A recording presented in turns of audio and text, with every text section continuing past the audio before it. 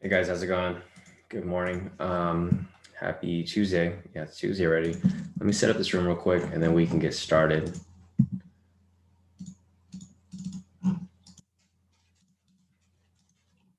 So if you guys have any questions, feel free to reach out in the Telegram or in the chat. Actually in the chat, because I'm not going to be on the Telegram for a bit as we have this, live session. So if you guys have any questions or you guys want me to analyze anything, feel free to put them in the chat and then I can take a look. Also, we're still currently in our US 30 position from yesterday. It hasn't really moved much, like the entire day, really. It was kind of just going sideways. And we currently have a few positions still active. We have a USD Cad right here. This ended up hitting TP1 and then it just reversed super hard. This is why it's important to, use the exit strategy, especially, when I advise on Sunday and Monday that the market's going to be a little back and forth. So, thankfully, a lot of people move their stop loss and profit for like Euro and ZD over here. And they got out at TP2 for about 25 pips or even TP1, moving their stop loss and profit before it ended up reversing. Same with USD Cad right here. It's really important that you guys are using the exit strategy right now until the market smoothens out, because early in the week, you'll see a lot of whipsaws like this where price will come down, it'll whipsaw up, and then it'll shoot back down. But if you were to exit at TP1, you'd be in a better position than, being some drawdown right now. So I think other than that, we have a GCAD over here. I don't think it filled for everyone because it got sent out a little later. So if it does hit TP1, we'll be closing it. But if not, we'll be holding on to it until it fills and then brings back. So same with a GU over here. It's still running. It's technically active right now, right under entry. Hasn't really moved too much. And I think it will be swinging back up. So other than that, I'll be looking at the charts to see if there's any other entries. But I think for now, market's just not really moving much. And for like certain other pairs, it's just spiking around. So let's see if the chat's working.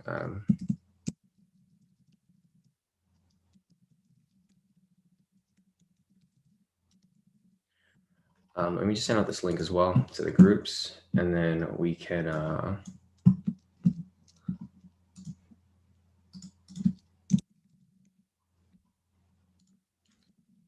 so I think the chat's working now. I think usually what I have to do is I have to type in first before anyone can hop in. But it should be good now. So let me just post this link out real quick.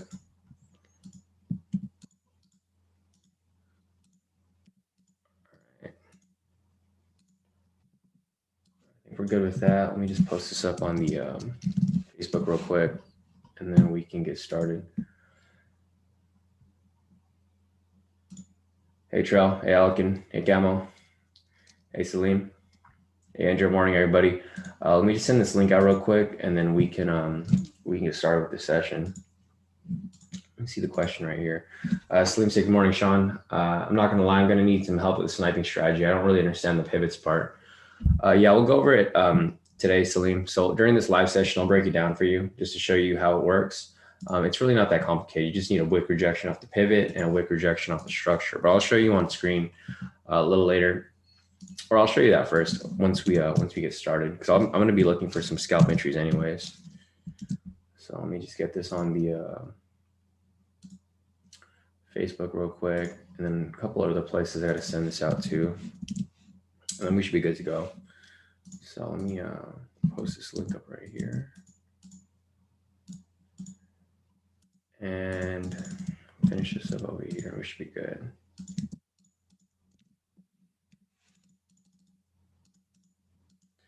So you guys, just a reminder, the market is obviously, I mentioned on Sunday, I also mentioned it yesterday, the market's moving back and forth. There's a lot of whipsaws going on, and overall the market's just been kind of slow for most pairs. So you guys got to remember to use the exit strategy or use proper risk management, because obviously you don't want to be blowing your account going too heavy on trades that you're not even 100% about. So just keep that in mind. Other than that, I think we're pretty much fine for the most part. US 30 is still active. You can see here it's swinging back up as market opens, and we'll see what the next entry is going to look like. So I'm going to have that turned on right here. All right, US 30 is turned on, and then we'll look at the scalping strategy as well, Salim, so I can show you exactly what we're looking at. Let's see if there's anything else I got to post up, the Instagram, and we should be good to go.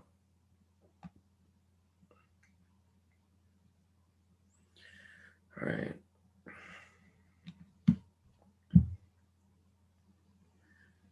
post this on the IG real quick and we should be good.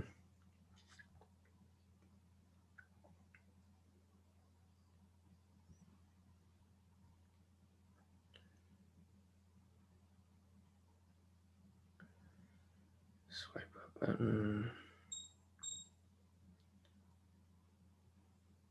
US 30 is all over the place. It's crazy we've been holding at this US 30 for so long. Usually it we figure out the direction within the day or so, but now we're carried on into the next day. So I think we're good to go. I just posted everything up on the Instagram and social media. All right, it's posted up. Should be good to go. So let me check out the chat real quick, see what we're missing over here.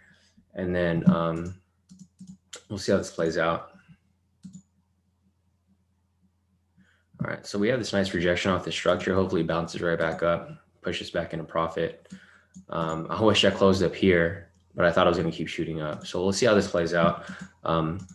Regardless, I'm going to be hoping for a bullish move here. If we get a sell for this entry for the daily, I'm probably not going to take it. Reason for that is because I was looking at the IG sentiment as well. So let me just check out the IG sentiment. There's still a majority of people are short, I believe. So if majority of people are short, this is probably going to be, yeah, it's still the same. Like nobody has really entered the market. So you can see here the retail traders from yesterday was 66%. It's still 66%. So with this said, they haven't stopped these people out yet, right? So these people are still in the game. I think what's going to happen is this will probably come down slightly. They'll just lower in the couple. Well, obviously, if you look at this from this perspective, like just let me show an example. If you look at US 30 from this perspective, I mean, you would assume that most people are entering or they're looking at a sell, right? So let me just pull this on a different chart so it's a clean view. So if I pull up US 30 over here, let me see, I'm going to pull up US 30. I'm just going to show you my analysis of what I think using, trade psychology and how I see the market makers move in the market right now. So for example here, like we mentioned yesterday, price was at an all-time high, right? So I'm just going to draw this zone up here. So this is the all-time high. I think people are getting tricked into getting into the sell right here. Because for example, if you look at this from this perspective, it reached all-time high. Now it's trending down, right? What do you think people are doing? They're entering short positions because they think price is going to drop, because they think just because it reached all-time high, it's going to have to drop, right? That's what people are thinking. So as soon as people enter their short positions right here, if they're entering right here, what do you think their stop loss is going to be? It's going to be at about the all-time high, right? So I think what's going to happen here is you're going to spike price up during the session, and people that are entering those shorts right there are going to get stopped out. Or this is what might happen. It might come up like this. It might test the structure, and then it might come down slightly again before it ends up really reversing back upwards, right? So that's why I'm holding on to the buy, and I'm not too worried about it because majority of people are short right now. So you guys got to use trade psychology. You got to think like the institutions. What are the institutions doing? If you were an institution, how would you trick these short sellers into adding more short sellers or to, bring hype to the short position? Because, a normal trader, the way that they see the market is they're like, oh, it's at an all-time high. It has to drop, right? That's what everyone thinks. And they're not going to make that easy. They're probably going to bring price up a little bit, and they're going to drop it back down even further. It might even drop down here somewhere, to like the lower trend line or halfway through, and then it's probably going to spike all the way up when you least expect it. So just keep that in mind, guys. You got to think of it from a different perspective. Don't just think of it from like one perspective where you're like, oh, it's got to drop because it's at all-time high. You got to think of it from the opposite to see what the institutions and market makers are doing. Because, I mean, all in all, 66% of people aren't that many people. So they might add more, like they might wait for this to increase to like maybe 67, 68, and then they might spike it. Because if you guys are familiar with how US 30 was moving on Sunday, so on Sunday over here, let's see. Yeah, so Sunday on the 7th right here, this was the previous all-time high, right? So this was the previous all-time high when market opened on Sunday. And if there's one for GCAD.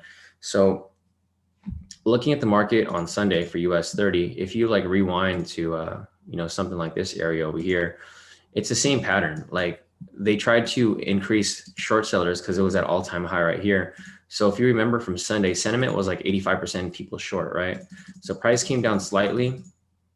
And then as soon as London market opened right here, see that they let people enter because there were so many people that were short. As soon as London opened, it spiked all the way up and it established another all-time high this way, right?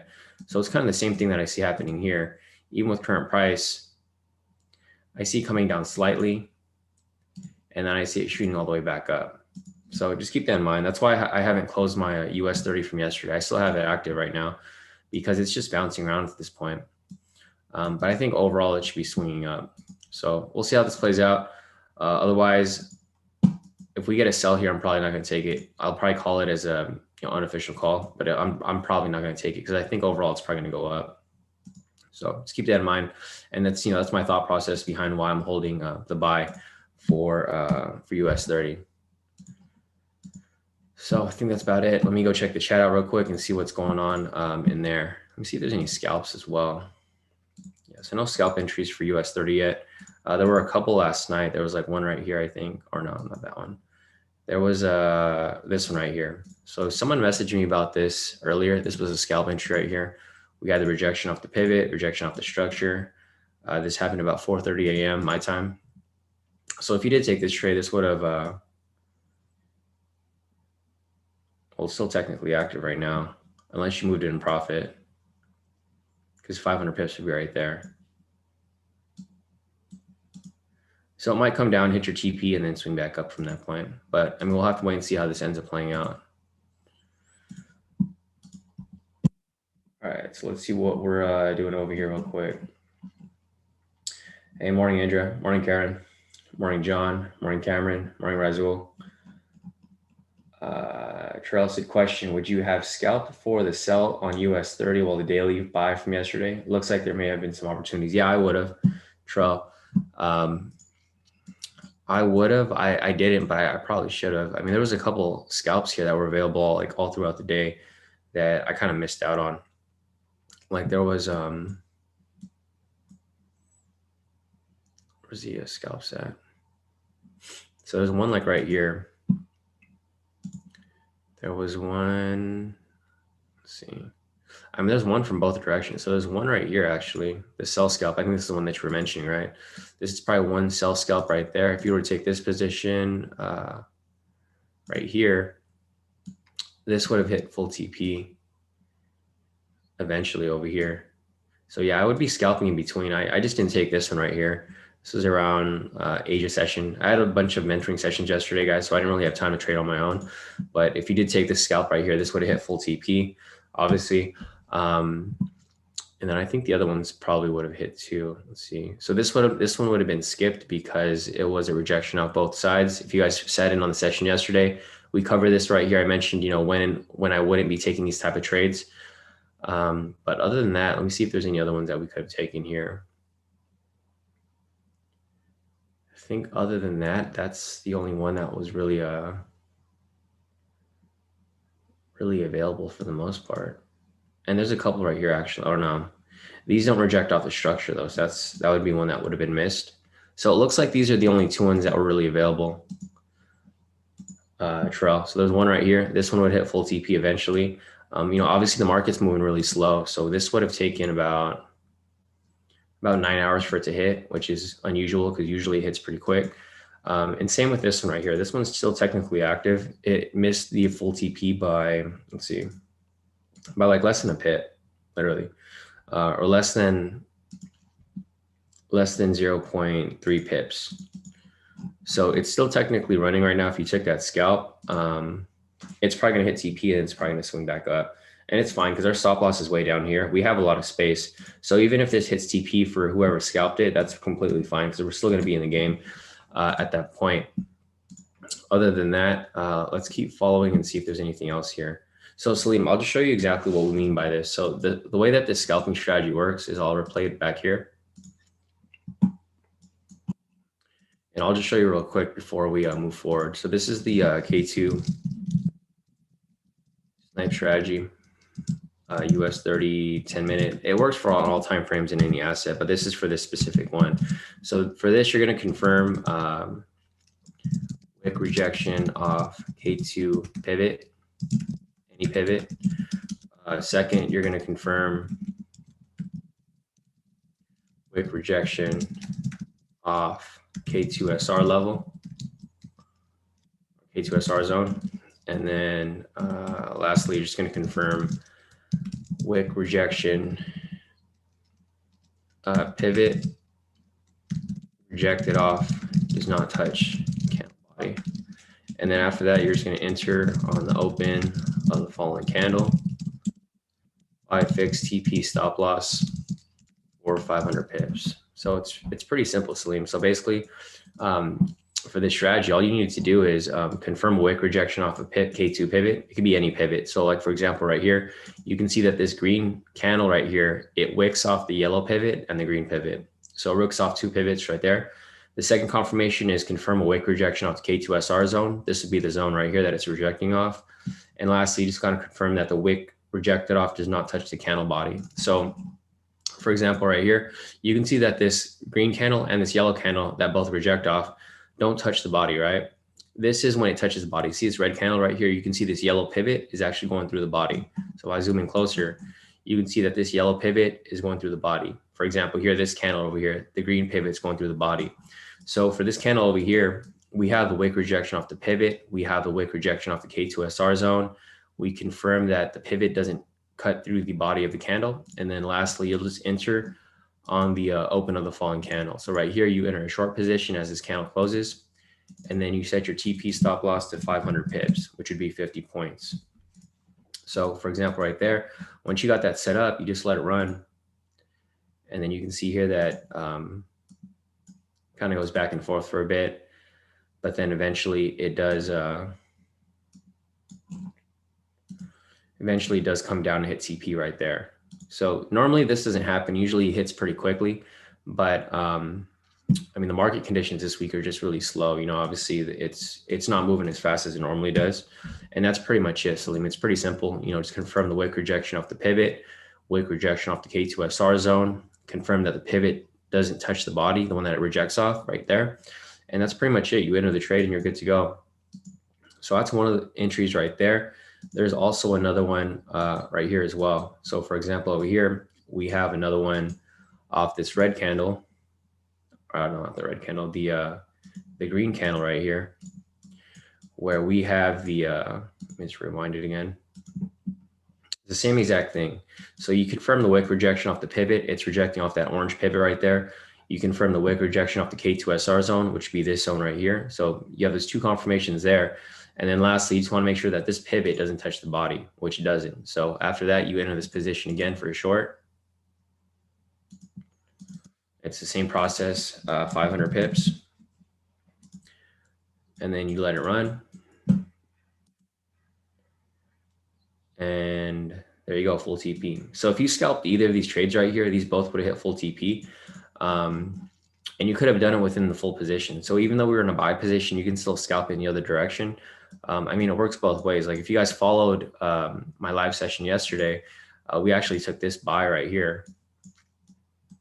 So you could scalp it down. You could also scalp it up. So for example, right here, it's the same requirements. You know, we have the wick rejection off the pivot. We have the wick rejection off the structure. We make sure that the pivots don't touch the body, the one that's rejecting off. And then you just enter on the open of the falling candle. So right there, you enter after this candle. Same thing, 500 pips. So if you took all these three positions right here, obviously you would see that they've all hit TP, right? So this hits TP right there for that scalp. This hits TP right here for this scalp. And you can go in both directions. You don't have to just trade in one direction. You can literally go back and forth. So right there, another full TP. And then obviously another entry over here. Right there, the rejection, full TP right here as well. So just keep that in mind. And then see that rejection right there? It was like I was mentioning earlier. I was like, oh, price can come down, hit a TP. And then from this point, it can easily just skyrocket back up, right? So that's why I'm not too worried about this position. You know, if you scalped within, you would have covered the main position already because this is 1,500 pips. And then, you know, we still have the main position right here running for like another X amount of pips.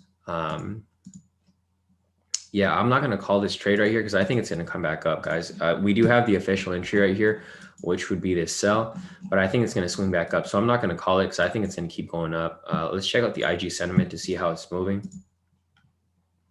Still 66% of people are short. So these people who are in the market haven't gotten stopped out yet, right?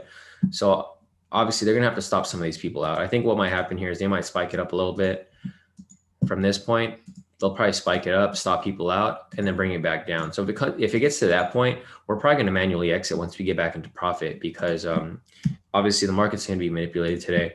And you can see from right here, because they're just testing people right now, right? Because the all-time highs right here. If you guys got to keep in mind that a lot of people are looking at this the same way you are. What do you think when the all-time high hits? Even though the all-time high hits, sometimes it doesn't necessarily mean it's going to drop, right? So for example, here, let me just show you an example for the last time it hit an all-time high. Right. So for example, right here, right, when it hit this was the all-time high. When it came to retest it again over here, it just kept pushing up. It didn't reject off it and then come back down like people anticipated it to. It just ended up pushing up even higher. So you guys got to look at this from a psychology perspective, and just think about how would the institutions make more money? Would they make money dropping price, or would they make money pushing price up? And my guess would be pushing price up, because the majority of people are short. So you can see right here, this strong bullish candle. It's a game of psychology right now, right? You just have to wait and be patient, not hop out of this position so early, because it can easily just spike back up into profit. So that's why I'm holding off on that right now. But yeah, Salim, let me know if that helped you, the breakdown of the strategy, because it's pretty simple. I mean, literally, you're just looking for two things. You're looking for a rejection off a pivot and a rejection off the structure. And that's pretty much it. The last confirmation, making sure the pivot doesn't touch the body, is just it's a secondary confirmation. So I think that's about it for that one right there. Let's see if there's anything else to look at in the chat before we continue on.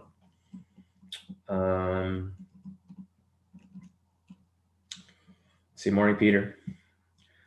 Cameron says still in the GU trade. Yeah, no, I'm still in the trade too, bro. Oh, here we go. So it's about to hit TP for GU. If you guys are in the GCAD, we should probably just cancel that. So I'm going to remind you guys to cancel the GCAD position, because I don't know if it filled for everybody.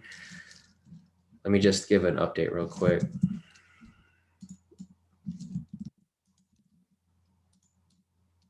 Gbp Cad position update. Your Gbp Cad position filled, recommend canceling your pending position. CP1 was already hit. Let's make sure that everyone's paying attention to that. All right, so that's good right there. Yeah, I'm still in GU as well. You mentioned that. Yeah, Cameron, I'm still in GU right here, bro. I'm waiting for it to hit TP so I can move my stop loss and profit. It looks like it was really close. It was almost there, but unfortunately it didn't hit. And then now it's back at entry. So I'm still in that trade as well. GCAD right here hit TP. I don't know if it filled for everyone. I don't think it did. So I'm just recommending that people close it out if that's the case. So I think those are the only positions we really have active. Plus USD Cad is not looking so great, but it is coming back down, right? It came really close to stop loss, but it didn't hit. And then it's dropping right back down. It was like I was mentioning on Sunday that we're probably going to see some whipsaws. So that's basically what's happening here. You see a nice drop. It spring back up, and then now it's coming back down. So you guys got to be careful with these trades. Make sure that you use your best judgment when using the exit strategy. So that's about it for that right there. Let me check the chat real quick, see if there's any other questions before we continue on. So let's see if there's anything else here. Hey, Sam, how's it going, bro? Gregory Blake is asking about USD Cad. Yeah, we're still in that USD Cad right there, Gregory. So is what I just looked at earlier.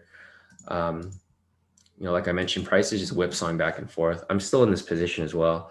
So like right here, it's dropping, swung back up. I think it's going to reject off this structure and come right back down. So I'm still in that position. I'm hanging on, and we'll see how this ends up playing out. But I'm still in the trade. Let's see what else we've got over here real quick. Hey, Patricia, morning. Yeah, David said Tuesday trap day. There's a lot of traps today, guys. So just keep that in mind with these whipsaws that keep happening, throughout the trade.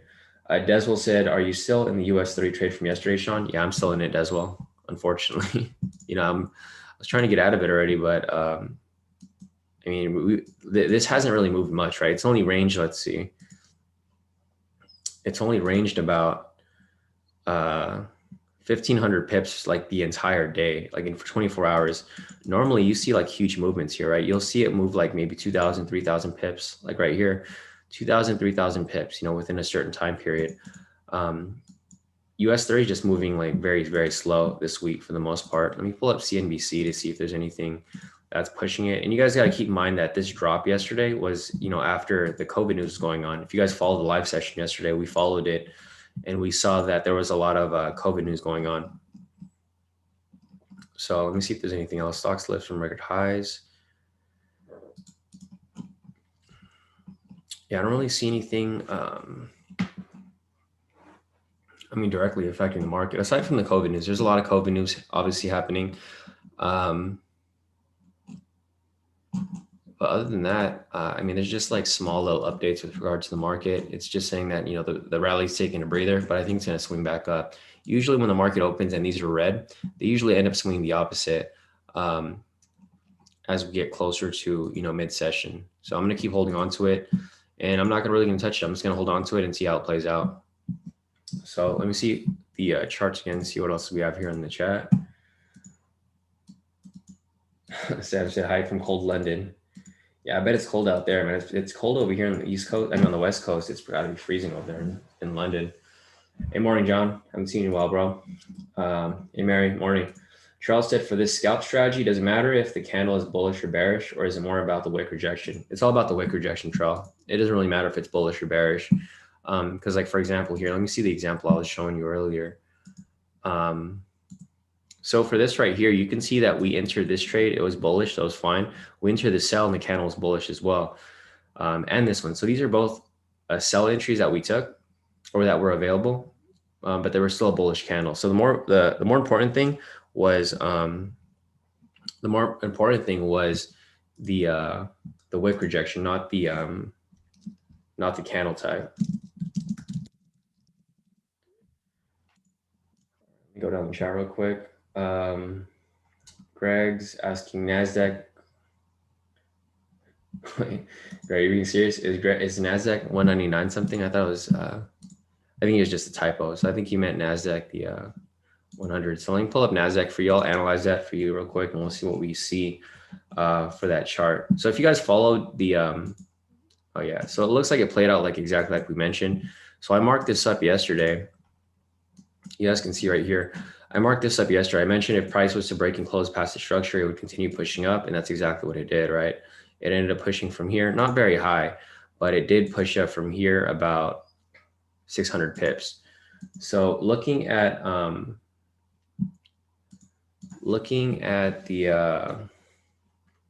NASDAQ, I'll just go and reanalyze it from scratch. You guys will see how I analyze these things from nothing there. So here's a blank chart. You know, the first thing I'm going to do here is I'm going to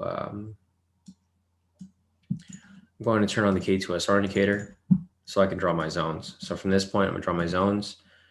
I'm going to draw this lower zone. Draw this zone right there. Draw this one right there. And the reason why we're doing this is to identify the rejection points, right? We don't want to trade where price is rejecting from. And we want to confirm where critical structure is so that we know, like, when price breaks and closes past that structure, it will continue to push in that direction.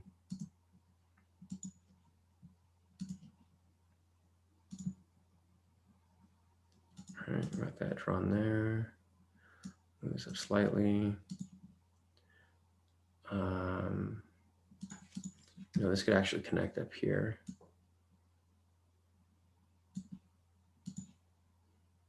And I think NASDAQ is at an all-time high as well. So it's, I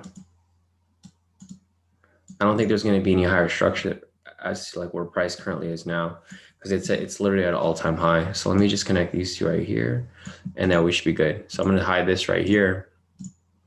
And then, looking at current price, you can see that price generally respects these structures, right? So price pretty much breaks structure, pushes up to the next one, and then it bounces around from structure to structure. So looking at current price right now, you can see that price is attempting to break this structure. So if you guys are familiar with, my analysis from yesterday, I turn on this momentum indicator, and then you guys can see right here how it plays out. Basically right here, we have the rejection off the K²SR zone that I just drew. We have the buy signal right here, and then the candle next to it, you can see a break and close past structure, right? When that happens, price generally pushes to the next structure right here. When it gets to this point, price can either continue up higher or it can reject off this point. So there's like one of two scenarios it can play out. Obviously right here, it broke above it, right?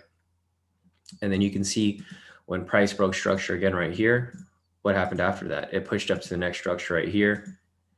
Then it failed to break. As you know, this happens, like I mentioned, price can do one of two things. It can break through it or it can reject back down, which is exactly what happened here. Price came back down. And then after this point, we had another rejection, or I'll just show you this right here exactly. So at this point, we had the rejection, we had the sell signal, and then it broke and closed past structure, ended up pushing down to here, right? So it's the same thing that keeps repeating itself. Again, right here, rejection, buy signal, breaking closed past structure, pushes up to the next one, right? Ended up breaking, closing again past it right here, and then it pushed up again, right? So same thing right here. What I see happening with NASDAQ is if it breaks and closes past this structure right there, it's probably gonna keep pushing up slightly, right? Or if it doesn't break and close past here, it'll just reject off here and come back down. So that's basically, it's the same pattern that just keeps repeating itself. And if you want to confirm this as well, you know, we have the rejection right here. We have the buy signal right here. However, it didn't break and close past structure. So it came up here, rejected down a little bit, rejected back up, breaking close, and then it pushed up to the next structure. So for NASDAQ right here, this would be a critical price point for you to be watching. You want to make sure to see if price breaks and closes past, there you go. So it broke past it already. It just needs to close. It has about 2 minutes left on this candle. And if it does close past there, which would be 13,708, if it closes past the structure, odds are it's going to keep pushing up higher, right? So yeah, that's something that you would keep an eye on. And then if you wanted to scalp this, I mean, there's other ways to look at it as well. This is just from the intraday analysis of NASDAQ. If you want to look at it from a scalp perspective, if I pull up the NASDAQ over here, you can see that, let me see if there's any zones around this area. I'm just going to draw the relevant zones where price currently is so that you guys can see, you know, if there's any entries that were available here for, you know, some scalps. Let's see.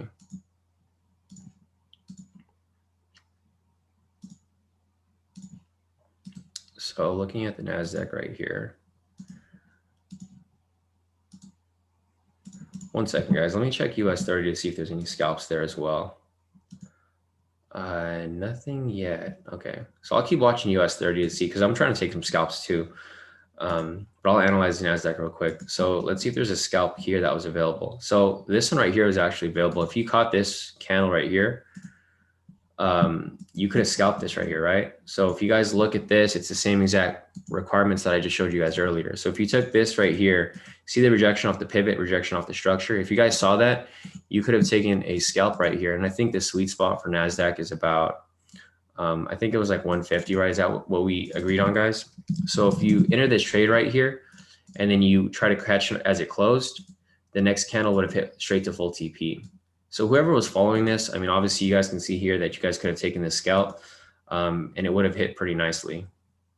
So this would have been a scalp. And then there's also a scalp right here with this green candle. You can see that this rejects off the pivot, rejects off the structure. If you take this for a short position right here, this would have hit full TP too. So if you guys scalp NASDAQ, you could have hit it in both directions right here.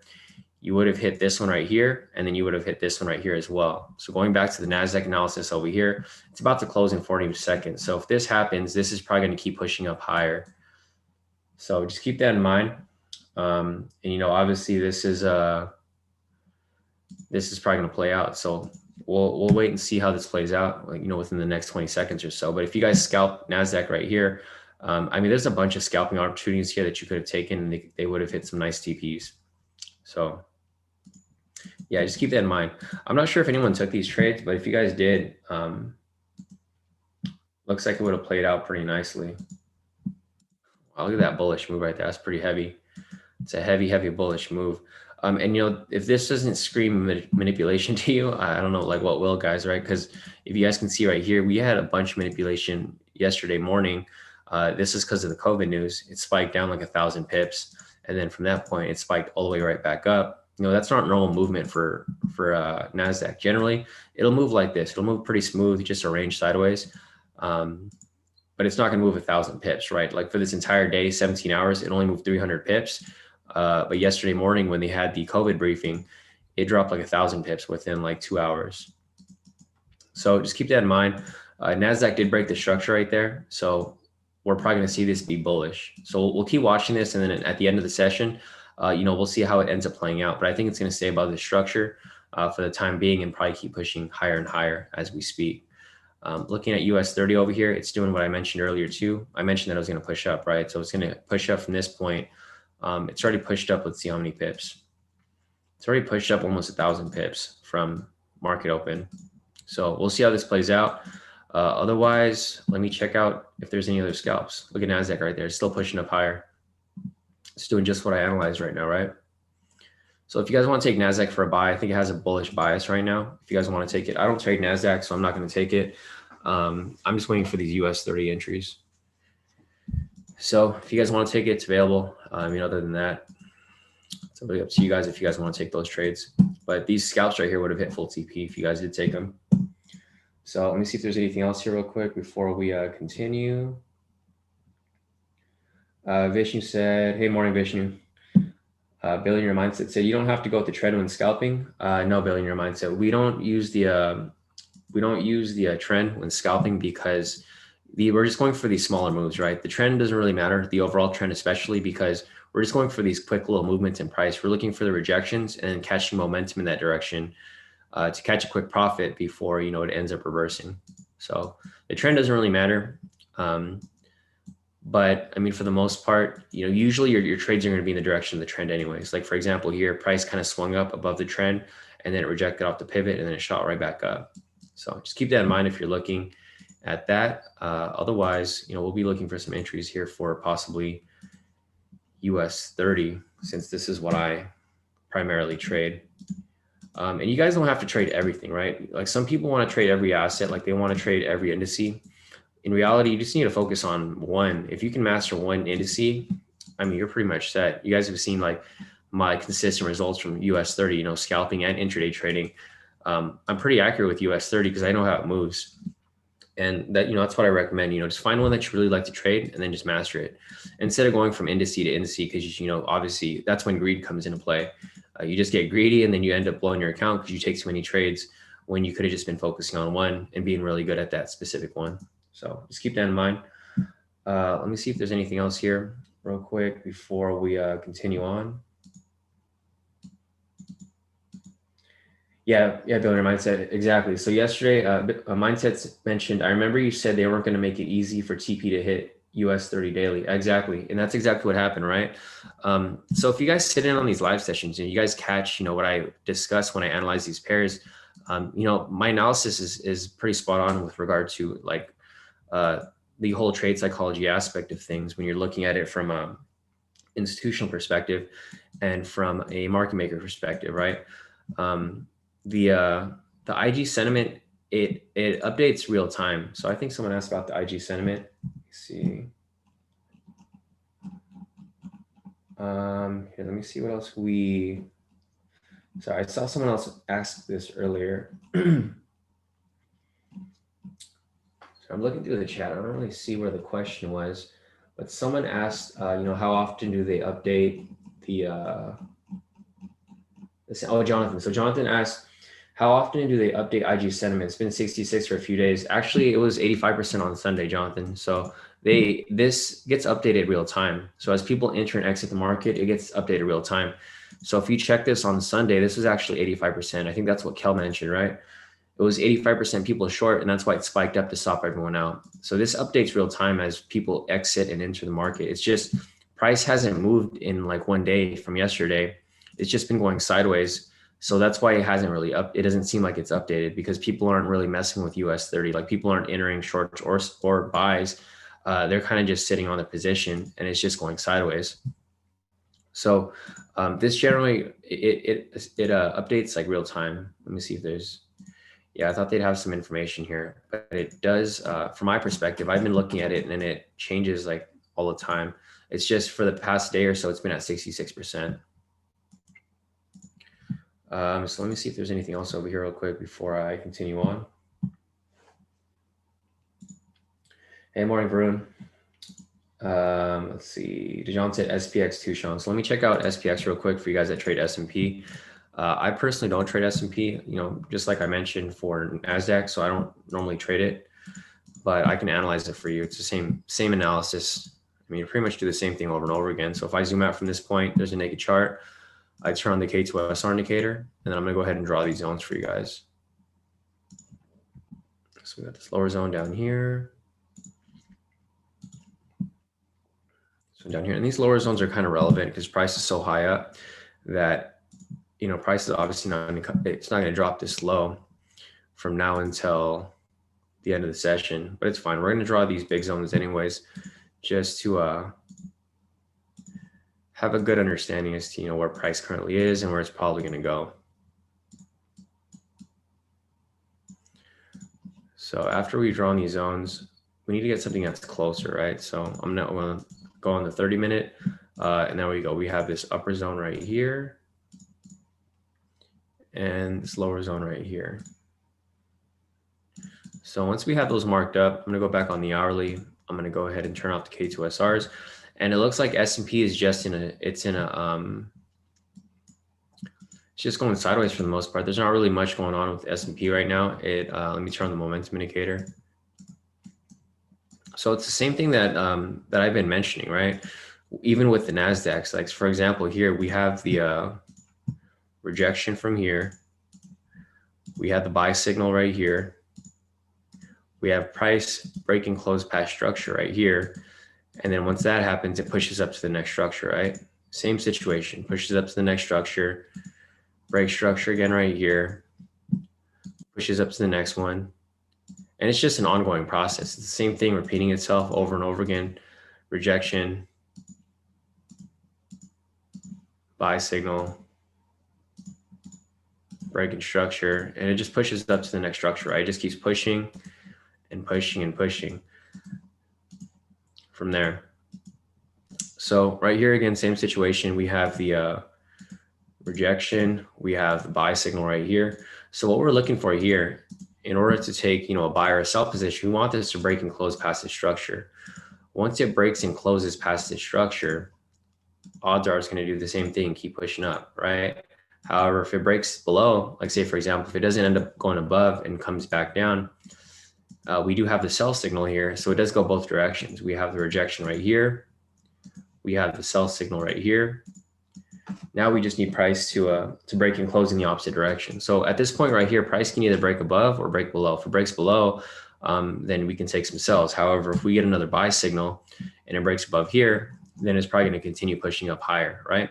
So just keep that in mind for S&P. I don't trade this intraday, so I don't even trade indices intraday, but this is just the intraday analysis.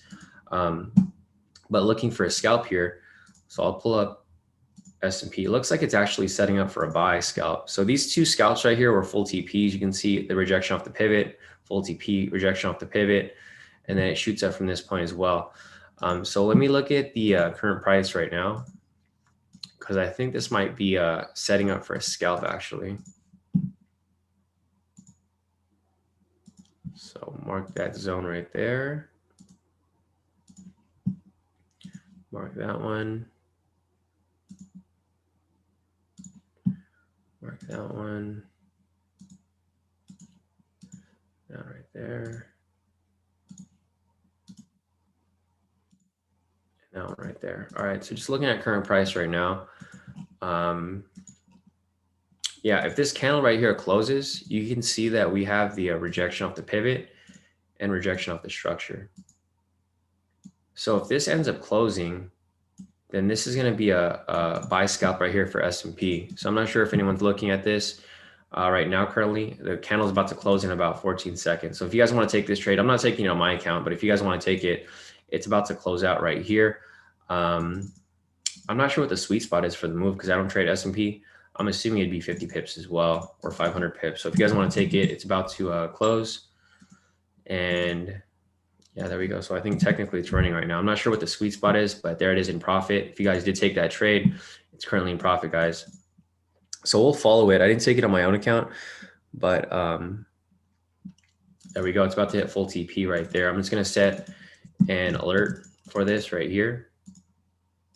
So this is going to be S&P scalp full TP. There, if you guys took it, yeah, it looks like it's going to push up.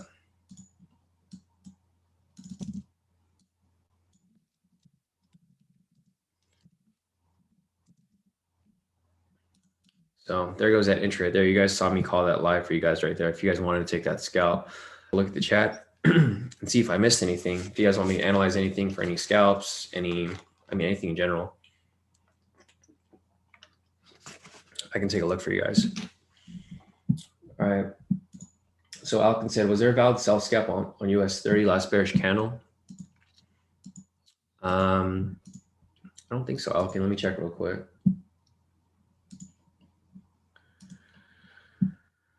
So there's nothing here, Alkin. The last one was right here. So this would be the sell scalp right there. I don't see anything here because there's no rejection off the pivot. I mean, there's no rejection off the structure, right? Price would have to reject off the structure and the pivot in order for there to be a sell entry. And there's nothing right here. So this would have been the last sell entry, and it would have hit full TP right there for 500 pips. Other than that, I don't see any other sell entries here for the DJ.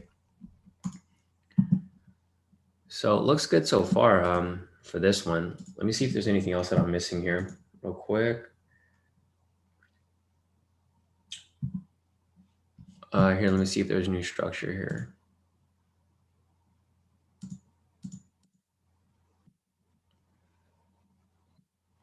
Okay, I see what you're saying, guys. Yeah, so let me just redraw the structure here. So it looks like this structure over here actually extended out. So let me see. So if I go and replay this to this specific candle over here. So this one's kind of iffy. So you can see right here that it touches the pivot. I don't know if it's close enough to touch the actual zone though. So I'm gonna draw this again real quick, and I'll just show you guys right here. So when you get to a trade like this is gonna be very subjective because you want like an actual rejection off the pivot. I mean, and the structure, not just off the one or the other. It has to be both. So I'm gonna redraw these zones right here for the US 30 and S&P. So let me have this right here, this right there.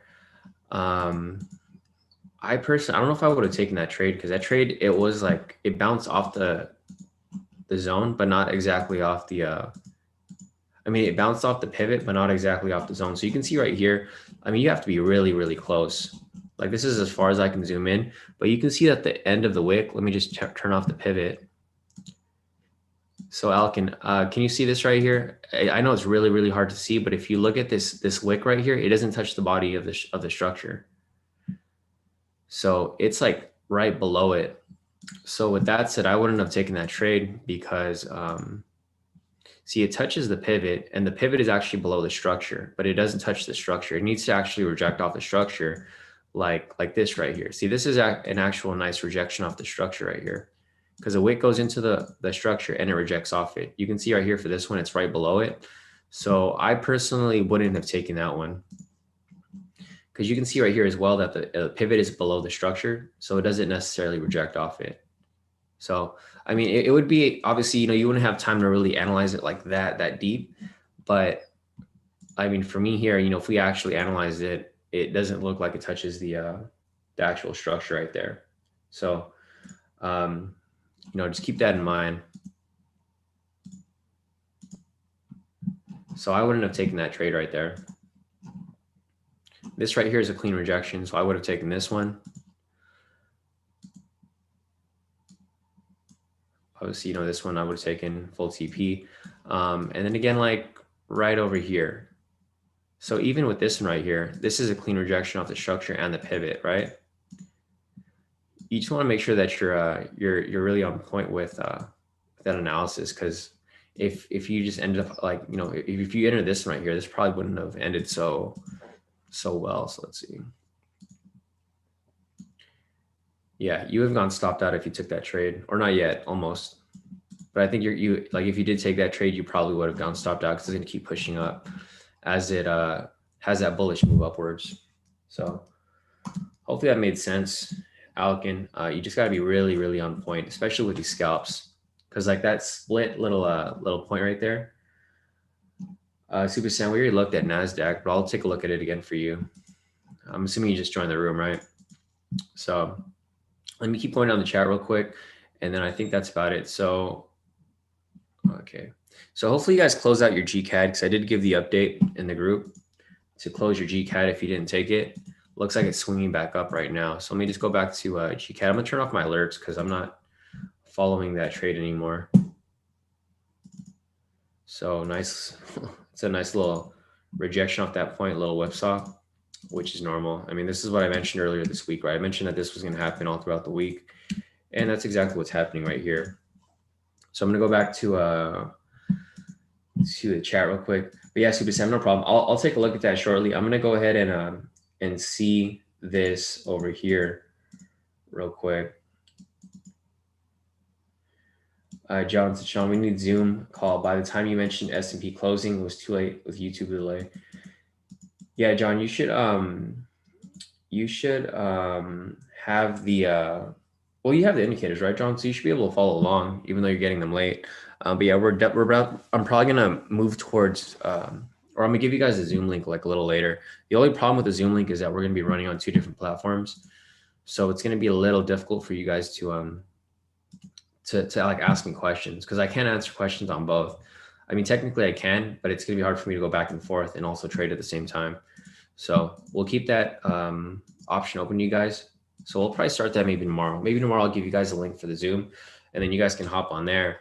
And then we can figure it out. I just got to figure out logistics, because we're still going to be on the YouTube stream, and then we're also going to be on the Zoom stream as well. So let me take a look at everything over here again real quick. Looks like the S&P is still pushing up as well, just with the US 30, and NASDAQ pushed up pretty heavy. So those kind of pushed pretty heavy. And I had odd JPY here. I think I was looking at this yesterday with a couple of people. So if you guys took these scalps here for odd JPY, these would have hit full TP right here as well. So that right there, full TP. Again, over here, there's a couple entries. So there's one entry right there, full TP. There's actually a whole bunch of entries right here. That would have been a full TP as well. I forgot who I went over this with yesterday, but whoever I went over this with, I mean, if you guys took these trades, I think it was Donnie, right? Donnie, if you were sitting in on, or if you took these trades we talked about yesterday, they all would have hit full TP right here. So this scalp would have hit full TP, this one too, and this one too as well. So it was like 1, 2, 3, 4, 5, 6 full TPs for odd JPY if you took those scalps that we went over yesterday. So let me see if there's anything else as well. Let me see if there's any other questions here. Yeah, Super Sam. So let me go back to your NASDAQ real quick. I'll just go over it shortly. So if you guys were following my NASDAQ analysis earlier, I mentioned that if price broke structure, it would keep pushing up, right? And that's exactly what happened. Price broke structure, exactly where I mentioned right here, and then it kept pushing up higher and higher. So NASDAQ's going to be bullish, Super Sam. This is what we see happening right here. I also went over the scalps, and there was actually some pretty nice scalps for NASDAQ as well right here. I'm not sure if you took these, Super Sam. I don't know if you have the indicators, but if you do have the indicators, you would have identified this rejection off the structure, and then it pushed up to full TP right there. So for the new people here, if you guys want these indicators and you guys want to be able to learn the strategy, you guys can sign up on our website. Just go to k2trades.com, click on K2 strategy course right here, and then you'll have access to these indicators so that you guys can analyze everything the same way I do. With regard to drawing these zones, you have perfectly drawn zones. You'll have the momentum indicator to know which direction price is going. And then you also have, one-on-one mentorship with me. If you want to watch the other mentoring sessions, just go on the YouTube channel. And all of my previous mentoring sessions are all listed on the website. I mean, on the YouTube. So if you guys have been on the YouTube channel, obviously you guys are here now. You guys can go back and watch all of my past live streams. You can see yesterday I had about 1, 2, 3, 4, 5 sessions. And then I have sessions every single day. So if you guys ever want to go back and watch any of my previous live streams, I trade live every single day. So if you guys go here, all the white ones are the previous live trading rooms. The green ones are all the mentoring sessions. and the blue ones are the weekly chart analysis that I do. So if you guys wanted to see how I analyzed everything for the week, I explained it here on Sunday, and then yesterday's live session, and then these 3 mentoring sessions yesterday as well. So just for the new people here, I know there's a lot of new people that are just joining us. If you guys want to, follow along, you guys can. I pretty much everything's recorded, so you guys can see all my trades live, and you guys can see all my analysis and breakdown of everything live as well. So here's pretty much my analysis for NASDAQ, Super Sam. I confirmed that, once price break structure right here, which did about 21 minutes ago, it would continue up, and I think it's going to continue pushing up as well from that point. Other than that, I think that's it for NASDAQ. I also analyzed some scalps here. There's no scalps coming up. Our GU just hit TP1, guys. So if you guys are, and what we haven't done in a while, we haven't hit the, no, I'll save that for later. Once we hit a US 30 TP, I'll save one of these for David. Yeah, you guys haven't heard the horn in a while, right? I don't know. I haven't been using it yesterday. For some reason, the website was down, so I wasn't able to use it. So I'm checking out my messages real quick. Someone's asking, hey, Shawn, how do I sign up for K2? Yeah, just go on the website. Let me just type it, k2trades.com. All right, cool. Man, people always ask me if I do binary signals. I don't trade binary, guys. So binary is actually really dangerous. I don't really recommend it for people. It's really hard to scale, binary options, especially if you're trading by contract. I prefer to just trade directional if you're going to trade that way. So let's see. I think that's about it for that one right there. All right, so that's it for that. Super Sam, I looked at NASDAQ for you. Let me see if there's anything else here. If you guys have any other questions, feel free to put them in the chat, and then I can show you guys, whatever you guys need to find. But one thing as well, so a lot of people are asking, I'm getting another message from someone. They're asking, how do I get notifications from YouTube? So if you guys want to sit in on my live sessions, let me just show you guys real quick. So whenever I have mentoring sessions, like you can see right here, whenever I have these mentoring sessions, where's the thing at? Yeah, you can see that, sorry, past live streams. You guys can see that I had 3 mentoring sessions yesterday. There's only certain people that were able to join it because I don't post this link up. Obviously these are one-on-one, so I can't answer questions during these sessions. If you guys want to be notified whenever I go live, which I go live about 3 to 5 times a day, you just make sure that you like the video. So make sure that you like the YouTube, you follow the YouTube channel, you like the video, and you turn on notifications so that YouTube knows that you want to see my videos. That way, whenever I go live, YouTube will send you an email, like it'll notify you like, hey, Shawn's going live, click here if you want to watch it. And you guys can sit in on my mentoring session. So you guys can see how I mentor people one-on-one. Because most of the time they usually have the same questions that you have. So if you guys are too scared to ask questions here in the chat, which, I know there's a lot of people here that want to ask questions, but message me privately. You guys can see that on the notifications if you guys have that turned on. So let me see what else we have over here real quick. Let me see the scalps to see how these are moving. All right, this is the 30-minute here.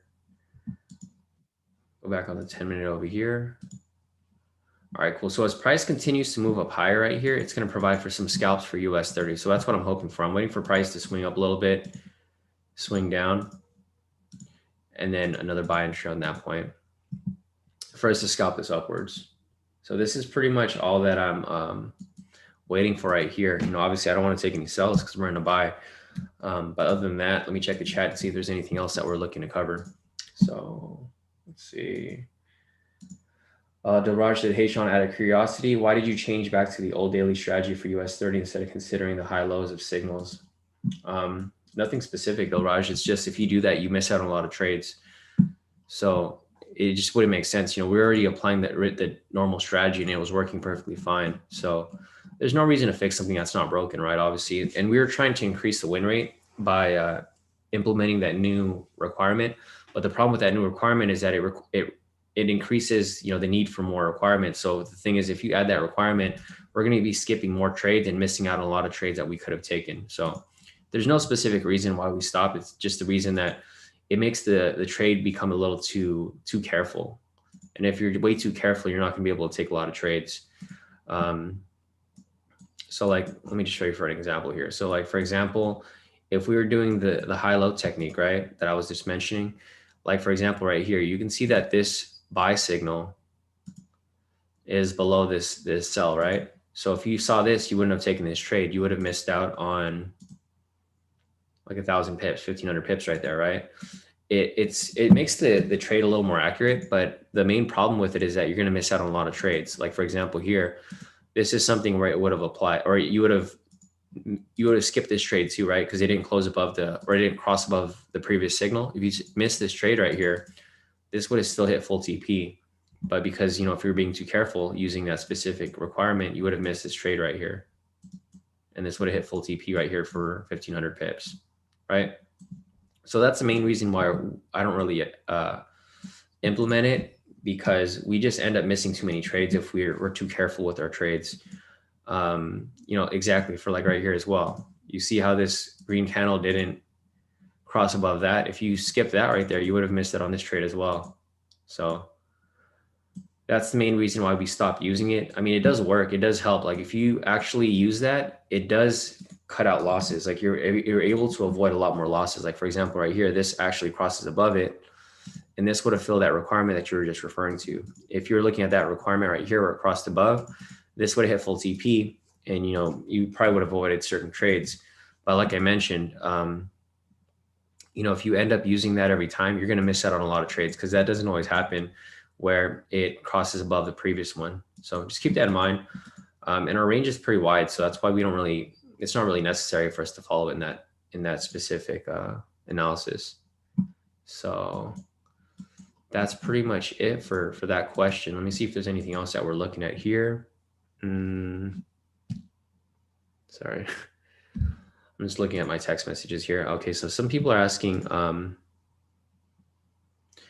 yeah, some people are asking, how do they sign up? So yeah, again, guys, I'm not sure if these people that are messaging me are in the live session, but if you guys want to sign up, just go on the website, K² Trades. All right, let me see what else is in the chat right here. David said, be careful today. US 30 and S&P have never been this many bullish days to start February. Yeah, David, no, same here, bro. I mean, the main reason why I look at this as a bullish move is because the sentiment is still majority short, right? So if I look at the sentiment here, let's see if it's changed at all.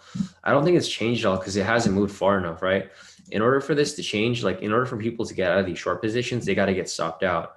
The only way for them to get stopped out is if price finally pushes upwards, which it hasn't been doing for a while. Usually, you know, a sweet spot for people's stop loss is like 1,500 pips to 2,000. So for example, here, if people are entering the short positions, say right here, it has to push up pretty high, like up to here, before these people get kicked out of the trade. So going back to what you mentioned earlier, Jonathan, you know, you're mentioning how often they update. It updates real time, but the problem with US 30 is that it hasn't really moved enough for people to get kicked out of this trade, right? Like even for us, we've been holding this trade for, I mean, how long now? We've been holding this trade for a day and 50 minutes, right? We normally don't hold this trade for that long. We usually get out, like we get, you know, either it hits TP or it hits stop loss within the next couple, like within a few hours. It doesn't necessarily just go sideways like this for a whole day. And that's why the number hasn't really changed as much. It's just people are still in the trade. They haven't gotten kicked out yet. So let me check out the chat real quick, see if there's anything else. Dennis said, I traded binaries using your K2 zones and pivots, made some good money, but like you said, it's dangerous. Yeah, exactly, Dennis. It's not really scalable, right? Because if you're trading binaries, you trade by contract. So if you trade by contract, and if you're, you know, trading a $100 contract, you have to stack that up like $200 per contract, and your risk reward isn't going to be on point. It's never going to be like 1-to-1, right? You're always going to be in the negative if you're trading in the money. You'll be trading like, you'll be risking 70 to make 30. And if you do that like enough times and you have enough losses, you know, you'll end up getting burnt that way. So let's see if there's any scalps here. Okay, so there's a scalp right here setting up for US 30. If this ends up closing right here, then I'm going to take this scalp. We have about 10 minutes left on this candle for US 30. Let me see if there's anything else here before we continue. The scalp for S&P is still running right now. It's currently in profit and pushing up higher and higher right now as we speak. So That's the scalp entry for S&P. I'm getting another question here. So someone's asking if the K2 snipe strategy works on Forex. Yeah, so it works perfectly fine. Like I mentioned here for JPY, if you wanted to apply it on Forex, you would have hit full TP right here as well, right? If you took this, rejection off the pivot, rejection off the structure, and these all would have hit TP right here. And that's not the only time frame. Generally, I like to trade Forex on the 30-minute instead of the 10-minute, because there's just not enough space for you to really scalp within there. So you can use it on gold too. Like this is an example that I used yesterday. Like for example, right here, I'll just show you what happened over here. I think I went over this with Donnie yesterday too. So looking at gold right here on the 30-minute, you can see it's the same requirements that we just looked over earlier, right? Rejection off the pivot, rejection off the structure. For gold right here, once you have that, you enter a long position. I think the sweet spot for this was like 500 pips as well. I'm not sure what the sweet spot is because I don't trade gold. But if you were to take this trade right here, it ended up hitting, straight to TP right there. So this strategy works not only on US 30, it works on all the indices, it works on all the Forex pairs, it works on all the commodities like gold, silver, oil. It also works on Bitcoin, it works on everything. So just keep that in mind if you guys want to apply this, because I know there's a lot of people in the group that don't just apply it on US 30, they apply it on so many other things. And it works perfectly fine. Like for example, if you wanted to trade something like GA, I know that's like a favorite for a lot of people, right? If you trade GA here and then you're taking these scalp entries, obviously there's a big zone right here. And if you guys were to take any of these trades right here, if I go and rewind to like the area over here, there's actually a ton of entries. So if you guys rewind to this point over here, there's actually a shitload of entries right here. There's like, so if I just go and mark this up right here, just look for one thing. If you're looking for one thing here, you're looking for the rejection off the pivot and the structure. So it's 1, 2, 3, 4, 5, 6, 7. And this is what I mean about this right here. It's above it. 1, 2, 3, 4, 5, 6, 7, 8, 9, 10, 11, 12, 13, 14. Like there's like 20 entries right here, right? So if you miss the first entry right here, you can take any of these over here. And if you were to take, say the first one over here, and your TP stop loss is 30 pips, obviously all of these would have hit TP if you ended up stacking those. So think about it. If you had 20 trades here, they're all for 30 pips and they all hit full TP, you would have stacked up a lot of profit. So, this is just confirming that this doesn't just work on US 30. It works for Forex pairs. Like I can pull up any Forex pair for you, GA, but obviously you want to use something that moves fast. Like GA moves fast, GN moves fast. What else moves fast? EN moves fast. So if I pull up EN over here, it's the same situation. You turn on the K2SRs. You draw the zone like right there.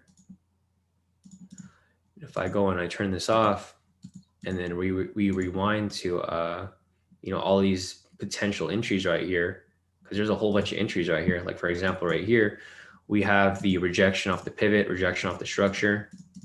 You have that set up there. You set up your short position right here for about, I don't know, 25, 30 pips. So if you set that up there and you let it run, there you go, full TP. You could probably go for 30 pips actually, because I think that's the sweet spot for these specific Forex pairs. So if there's a pair that you guys want me to look at, I mean, I can. It's super simple, right? It's the same requirement. There's one entry there, a bunch of entries right here, and they all work. Looking at something else like oil, I know Dejan over here loves to trade oil, or he used to. So if you were trading oil, I mean, it's the same exact thing, right? It's the same strategy, just getting reapplied over and over again. So for example, right here, we have a zone up here. We also have a zone down here. So if you guys have those marked up right there, if we go ahead and replay somewhere where there's an entry like this right here, we have the rejection off the pivot. We have a rejection off the structure. This is oil. I don't even trade oil, but I'm showing you an entry here, rejection off the pivot, rejection off the structure, long position right here. I don't know what the sweet spot is for this. It's probably like, what, 50 pips maybe? So 50 pips for oil right there. If you ended up taking that trade, it looks like it would have hit full TP right there, right? Straight to full TP. And then you don't have to just take in one direction. You can take it in both directions as well. So we took the buy right here. Now we're looking for some sell scalps. you can see right here that we have the rejection off the pivot and rejection off the structure right there. Same situation on another sell right here. And it's just the same thing, guys. It gets repeated. It doesn't matter what you're trading, what time frame you're on. You enter that sell right there, full TP. So if you scalp this on both of these right here, then they would have both hit full TP. So it doesn't really matter what you're trading, guys. If you want to trade Forex, if you want to trade indices, if you want to trade commodities, this strategy works both ways. It doesn't really matter. If you want to trade crypto, I know one big thing people were asking was, Bitcoin. Can you use this on Bitcoin? Yes, of course.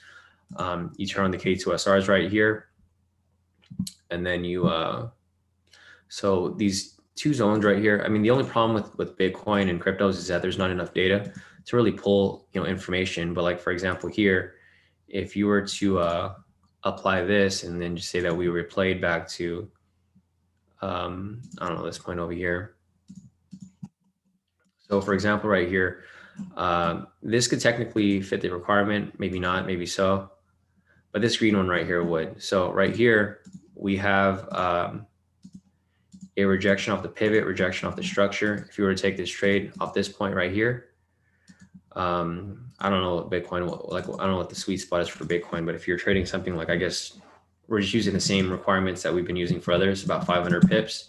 If you're going for like a 500 pip move on Bitcoin, see, it would have hit full TP right there as well.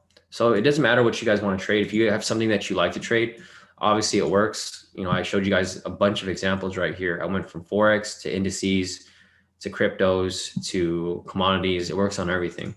So, obviously if you guys want access to it, go on the website, k2trades.com, sign up for the K2 strategy course, and you'll have access to these indicators. So I think that's about it. Let me go back to US 30 over here, see if there's an entry that's appearing. Oh, I missed it. Okay, so there's actually an entry right here. If you guys want to scalp this, I'm probably going to enter a scalp right here. Let me pull up MC4. Man, I hate MC4, dude. It requires me to log in every single time.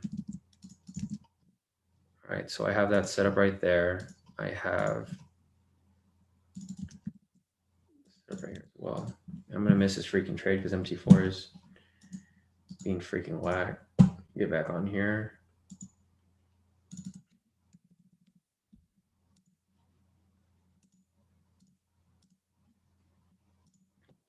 All right, so I enter another long position here for US 30. I entered right here. I mean, technically the entry would have been right here, but I mean, it's all good. I entered at a better price. So I entered right here actually. So if you guys want to enter with me, it's still technically available. If you guys want to enter the scalp with me for US 30. So I entered the scalp right here. I'm just going to set my parameters for this US 30 scalp. The entry was right here. It was this previous candle. It's a wick rejection off the pivot, wick rejection off the structure. So I did take this specific trade right here. So let me just set up my parameters for this right here. This is going to be US 30 scalp TP hit. And then the below as well.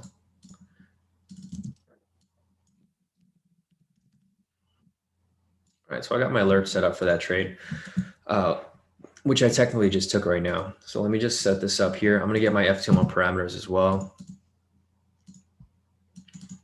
So make sure my numbers are right, because the numbers they were a little off yesterday. So I'm not sure if they're better today or if they're still off, but I mean, who cares? I'm going to fix it anyways.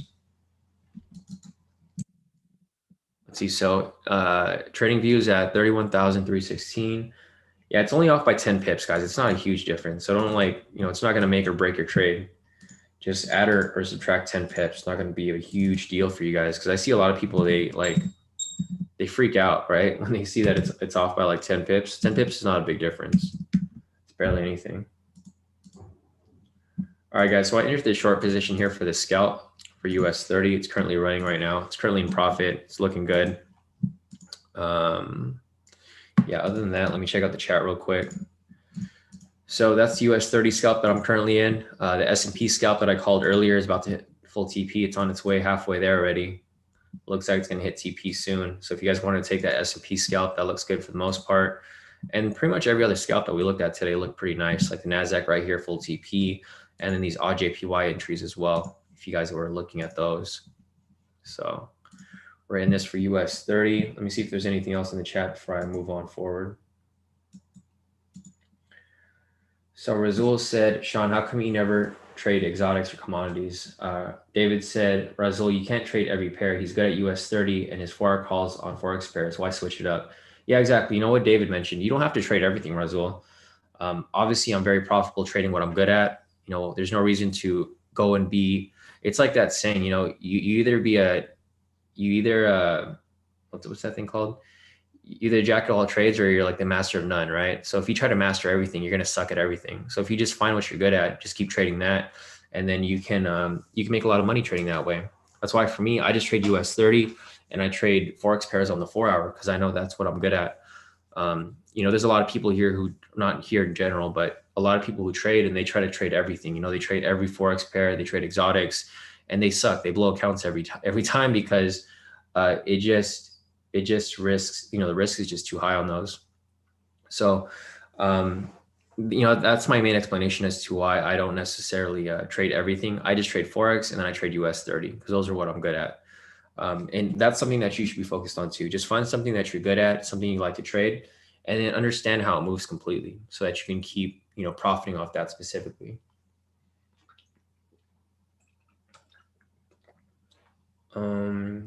Let's see. Guys will say your screen on YouTube is blurred. Vashti said, what's the TP on the US 30? I can't see on the chart clearly. So Vashti, for the US 30 scalp, there's the TP right there. It's 31,366. And the stop loss is going to be at 31,266. So there's the parameters for that US 30 scalp. It's pushing up right here. It's on its way to full TP. So it looks good. Let me check out my account. Nice. I'm in profit about $500 right now for this one and for the normal US 30 position from yesterday. So it looks good for the most part. Deswell mentioned your screen on YouTube is blurred.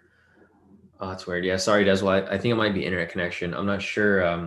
You know, I've been having issues on YouTube lately where if I'm on for too long, because I stream for like 5-6 hours, like I trade live with you guys for a long time, and I think YouTube's been kicking me off the live stream. So internet connection issues, I think, with YouTube. But I'm gonna try to fix that. Cameron mentioned, so it doesn't matter if a pivot goes through the candle. So Cameron, it doesn't matter if the pivot that it's not rejecting off goes through the candle. It just matters that the pivot that it's rejecting off doesn't go through the candle.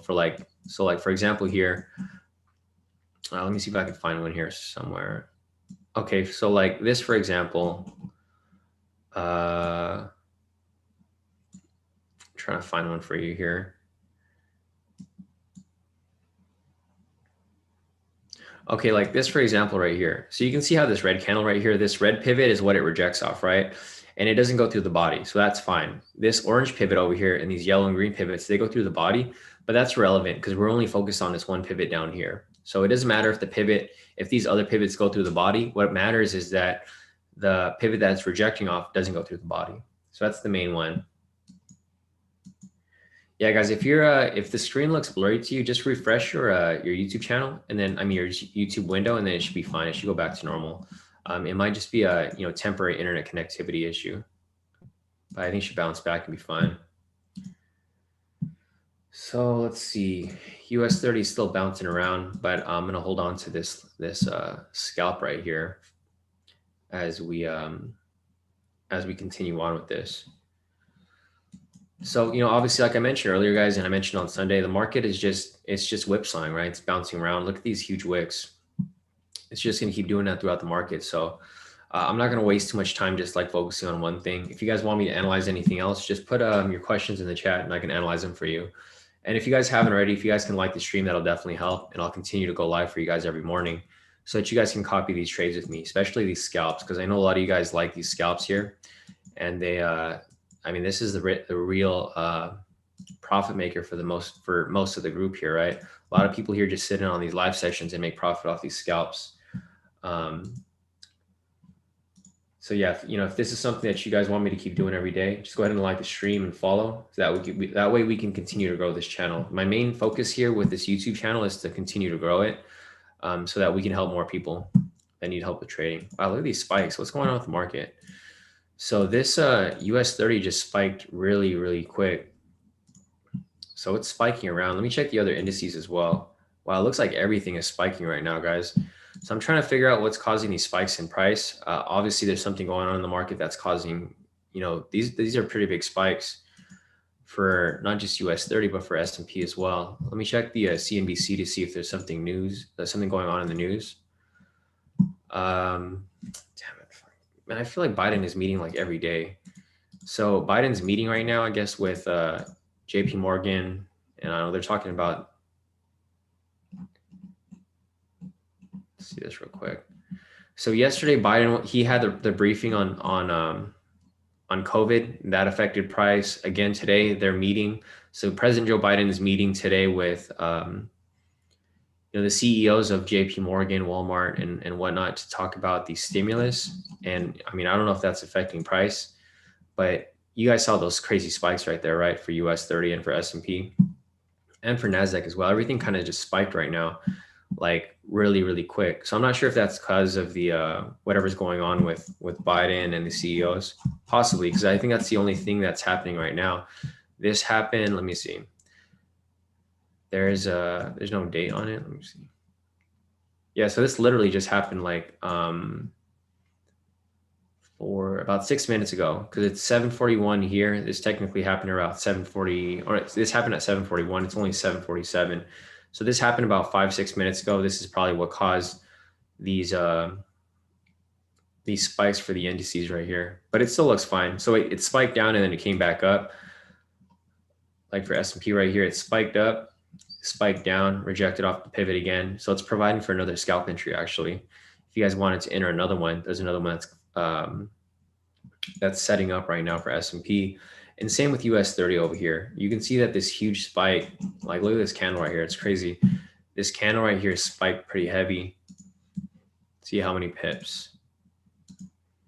Spiked like 500 pips, 400 to 500 pips within like a few seconds.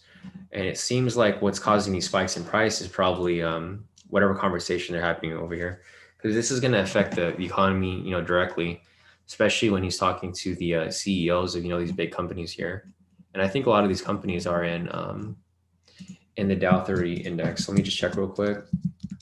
Dow 30 index, CNBC. All right, so looking at this right here, I'm just going to see what stocks are in the Dow index. Yeah, so JP Morgan right here. So you can see JPM is actually in the Dow index. So Biden is meeting with the CEO of JP Morgan. So obviously that's going to affect price. And I think Walmart's in here as well, right? Yeah, so both Walmart and JP Morgan are in the Dow 30.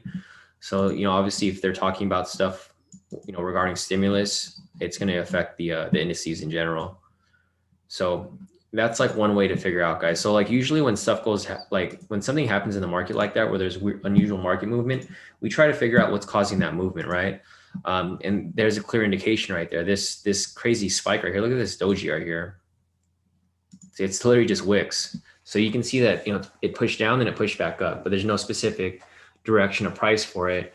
And the main explanation for that spike in price would have been because Biden is meeting with the CEOs and they're talking about the stimulus. So they're talking about the economy, talking about how the companies are doing, stuff like that.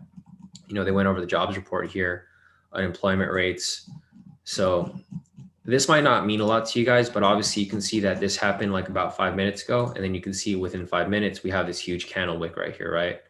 So there's obviously something that caused this candle right here, because generally candles don't move like that. Candles move smooth like this. Like there's actual bodies of candles that move, candle after candle. They're not all like wicked out like how these are right here. So just keep that in mind. If you guys are confused as to, why price moves like that sometimes. Other than that, let me check the Forex factory to see if there's any other news here. So other than that, I think that's the only news that has come out recently. So, all things point to this specific event causing the indices to really spike around like that. So we had that spike for US 30. Let's check the other indices to see if they have that spike as well. It's not as bad for the Aussie 200. The China index, nothing there. The Spain index, nothing there. So it looks like that was, it was directed towards the US indices. So the German DAX right here, no unusual movement, nothing for the NISE here as well.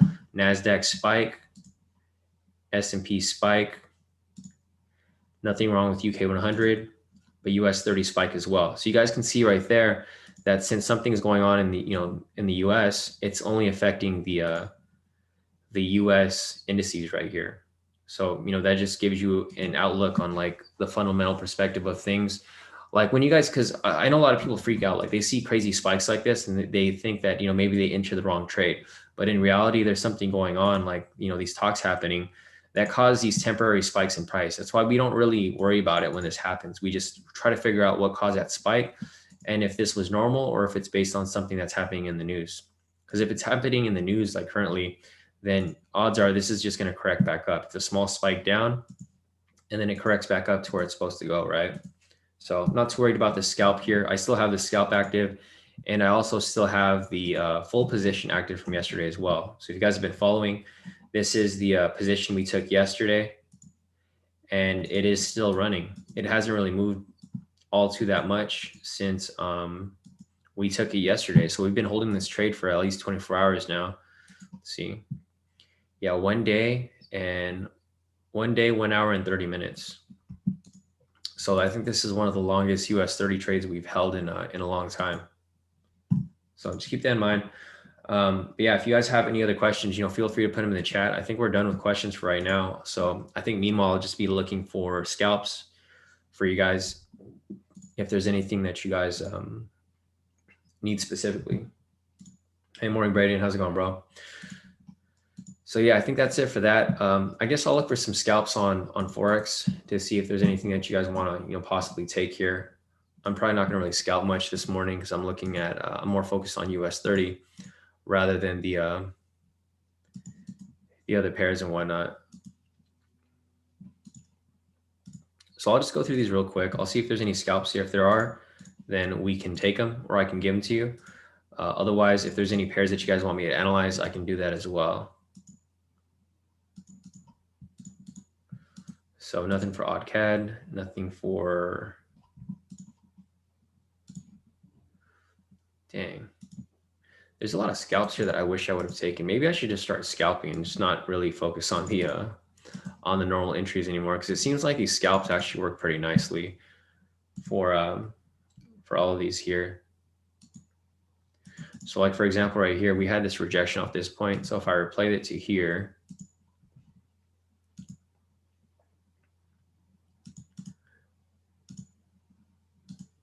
because I feel like with the way that the market's moving now, it's not really moving all that smooth. So it might be better for us to just cash these scalps rather than us, waiting for these entries to appear on the 4 hours. So like, for example, right here, there's an entry off that point.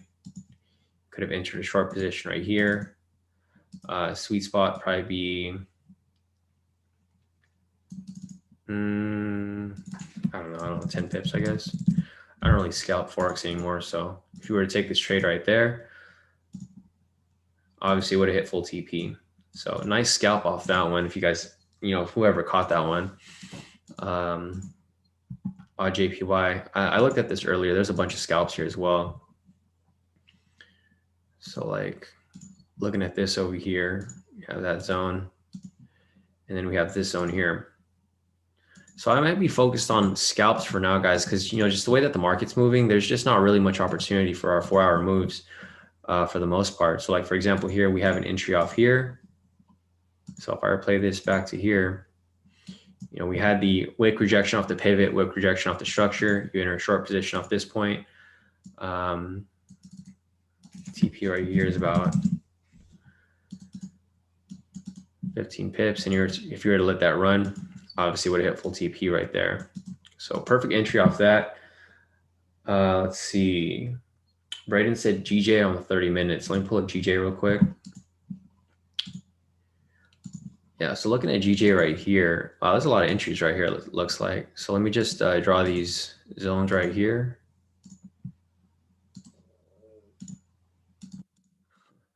I'm kind of tempted to just scalp now, even these Forex pairs, because obviously there's a ton of entries right here, right? It looks like if you caught all of these right here, Braden, for GJ, you could have made a ton of profit off this, because there's a lot of entries that were available right here. So like, for example, let's see. So the first entry would probably be up here, right?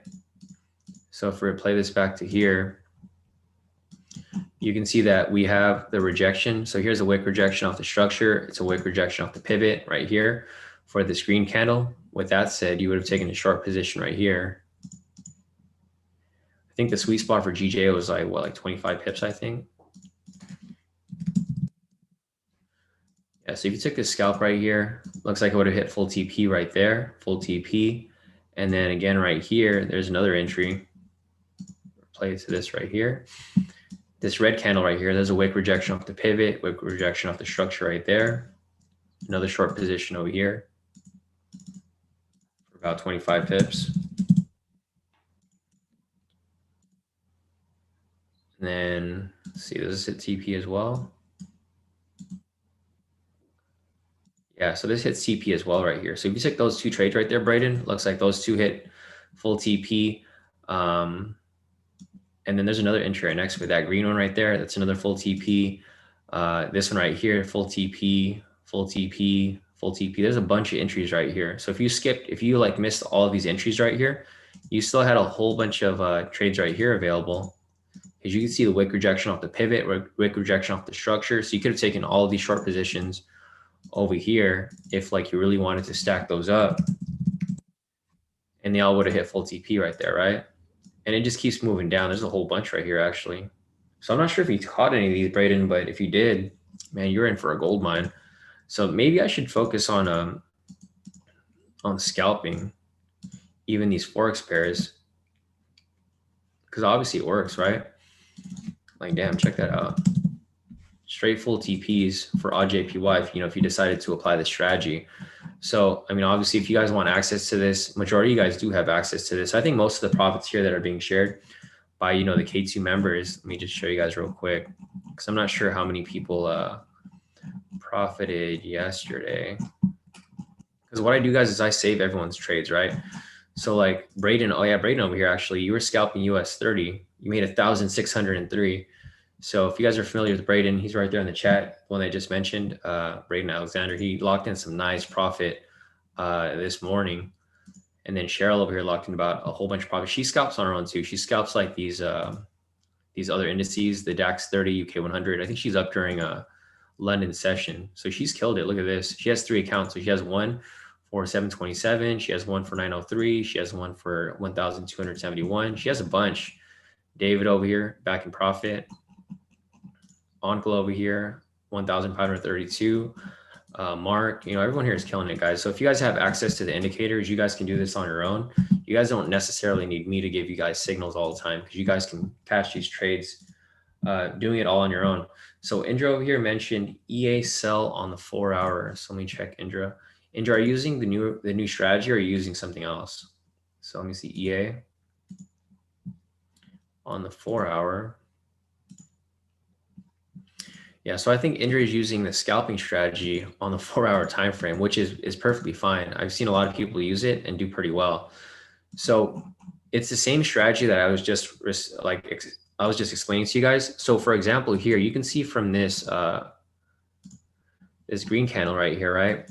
For this one, you can see it's the same exact strategy, right? Rejection off the structure, sell signal, like sell entry off there for about, I don't know, I guess 55 pips or something like that. 55 pips there. So if you guys apply the strategy off this, obviously it hits full TP right there, right? So Indra, that's a pretty good entry that you spotted. So there's one entry there where this would have hit full TP. There's also a couple other entries. There's this red one right here, this red candle, that would have hit full TP. This green candle right here, same situation, that would have hit full TP. Again, right here, wow, these are huge. I think I'm gonna start doing this too, Indra. So good thing, because I've never used this on the 4 hour, but Indra over here caught like some crazy movements here. Even this right here for this green one, rejection off the pivot, rejection off the zone. full TP. Wow, look at this. So these are like 50 pip moves each. So I'm actually going to start applying this as well. Andrew, thanks for mentioning this. And this is the good thing about K2, guys. You know, like there's things that I don't spot, but other members are applying it themselves. So like for Indra over here, Indra identified all these entries right here where they could have all hit full TP, right? And then with the current entry right here, I think this is what Indra mentioned with Euro odd, that we see this rejection off this pivot. So this is what Indra noticed right here. Indra noticed this rejection off the pivot. So there's actually another entry right here that's available currently. I think the sweet spot I just mentioned was like 55 pips. So this is something that I'm actually, I might take myself. Wow, yeah, these are pretty solid for the most part. And it looks like we'll have more entries here as well. Like this is crazy how accurate this is, right, Indra? Like check this out. Even this right here, you don't even just have to take sells. For example, right here, we have this rejection off the pivot, rejection off the structure, long position. Wow, I'm freaking mind blown right now. I'm mind blown. I'm the one who created the strategy, right? So if you guys are part of K2, you know, this is a community that we all really help each other. That's why we have so many people that are profiting. You know, if you're not profiting with K2, you're obviously doing something wrong. Like Braden over here, locked in. If I go back, you know, to any random date, February 2nd, Sisu, 1,000, Spencer, locked in a couple $100 there. Sisu again, like literally everyone here is killing it, guys. And a lot of these people are trading on their own. So, you know, with that said, this strategy right here is pretty crazy. So let me check this out right here. So like if you took this buy entry right here, it would have hit full TP. So I'm like inclined to take these trades now. So let me see Euro odd again over here. All right, so Euro odd is moving up right here. I'm probably gonna take this for a sell as it comes back down. So let me see, sell. I think this is my smaller account, so I don't know if I can take a standard lot, but I don't think it's gonna let me. Yeah. This account's kind of small. It's not my normal one. Half lot size. There we go. So I think this is about, I'm gonna have to round it down because of the spread. All right, cool. So I took this trade right here. I don't know if anyone else wants to take it. It's a decent trade as well. So these are the parameters for Euro odd if you wanted to take this trade. But it looks pretty decent for the most part. Yeah, I mean, we'll see how this plays out. I mean, it took a small lot size. I put a 0.50. So if this ends up not hitting, it's fine. It's a learning experience. Just after seeing all these trades here, though, it looks pretty nice. So I might even call this for the premium group. Here, let's see. You know, I'm gonna call this in the premium group actually. So I'll call this for the premium members, for you guys who are, you know, copying the trades.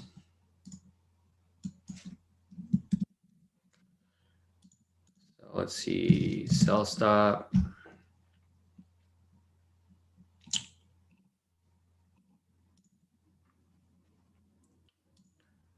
A lot of these are like, okay, let's copy this right here, because this looks like a pretty decent entry right here. Euro odd,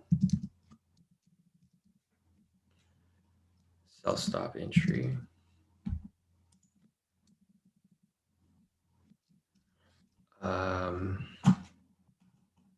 Where's the thing at?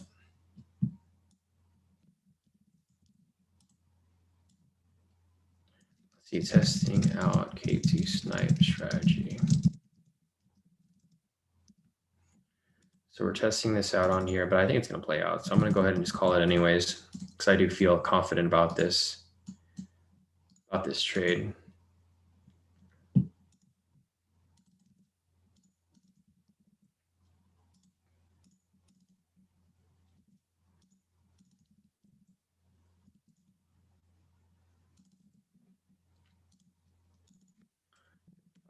Two.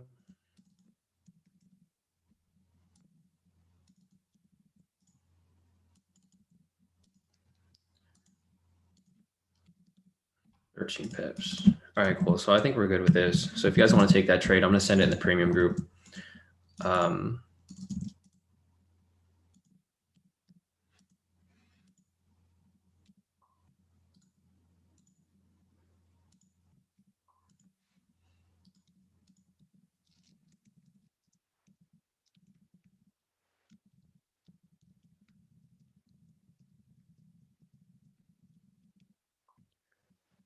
All right, cool. So I think that's it for this. Yeah, other than that, let me see if there's anything else here to look at. Oh, actually, let me set the alerts real quick, guys, for these TPs right here. Trying to figure out what that one is. 13.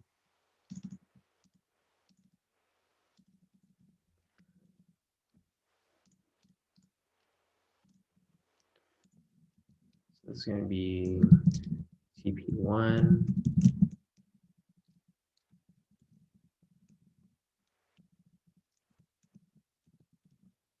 Man, hopefully my zones are drawn properly. Let me check this real quick. Yeah, no, it's fine. Zones are good. So that's TP1 13. TP2 is 27.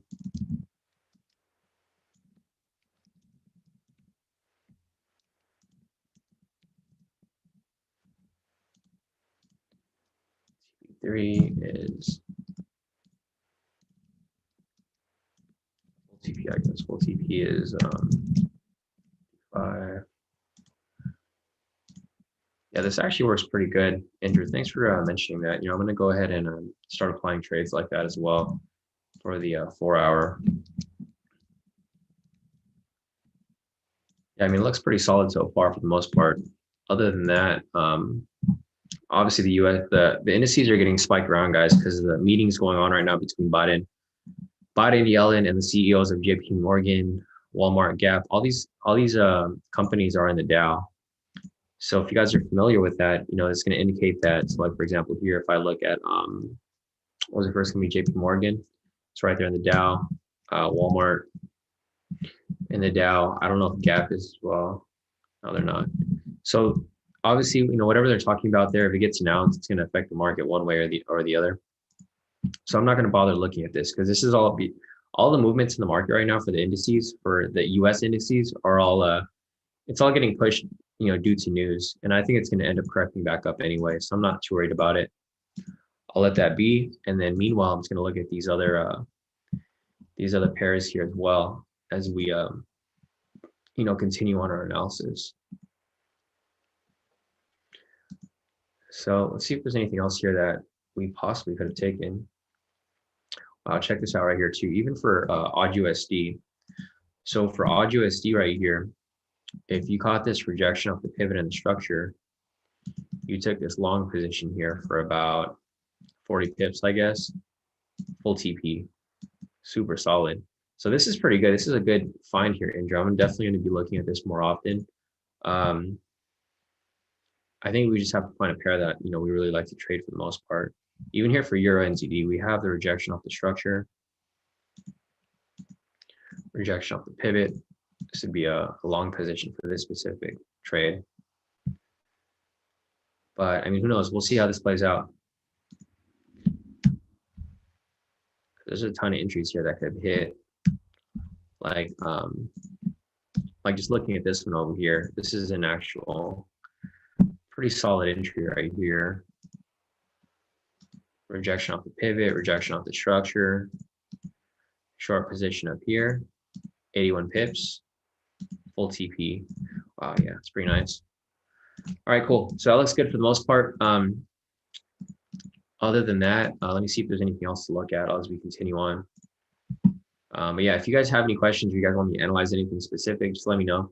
And then I can, or the S&P one hit. So we're getting some crazy spikes right now for the indices. You see all these indices here. Damn, everything is spiking down like super heavy now. S&P dropped super heavy right now. Now I'm just curious what they're talking about in the meeting. So let me see if there's any updates here. I mean, they're still talking, obviously. Is there a live stream of what they're talking about? No, it just looks like this continues to update as it continues to move on right here. This what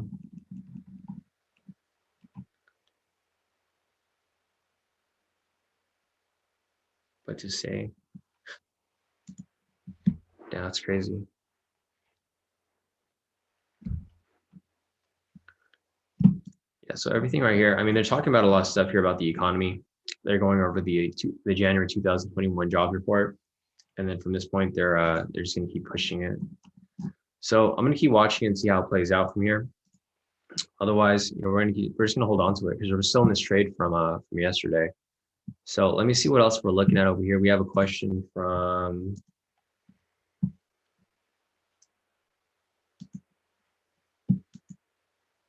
Hemraj. Hey man, me again. So I made a bold move, bought a GLUU contract for 15 bucks at strike price of 13, sitting above 200. Is it too late for me to dip? GLUU. So let me pull up GLUU real quick. GLUU.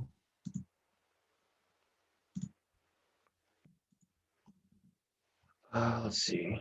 So you're at about, well, your strike price is at 13 bucks. Let's see. You bought a contract with strike price. So is it Hemraj, is that a call or is it a put? So you're trying to get in at 13 bucks. So I'm assuming you're looking for a call, right? Because it seems like you're looking for this to go up higher. I mean, obviously this push up right here is due to the earnings report. See, the earnings report was released this morning at 6:30, and that's why it gapped up like that from 9 bucks to 12 bucks. What's your expiration date? I don't know if it's going to reach 13 bucks within the next day or so. I'm not sure when your expiration date happens. I mean, it depends on what your expiration date is, but I don't think it's going to reach 13 bucks. Like, honestly, I personally don't think so, unless there's something specific that's, you know, causing price to go that high. Because yeah, price has never gone, or has it gone that high? No, it's never gone that high before. So looking at GLUU, there's literally no, it's never reached that point. So it's going to be like at a brand new high if that becomes the case.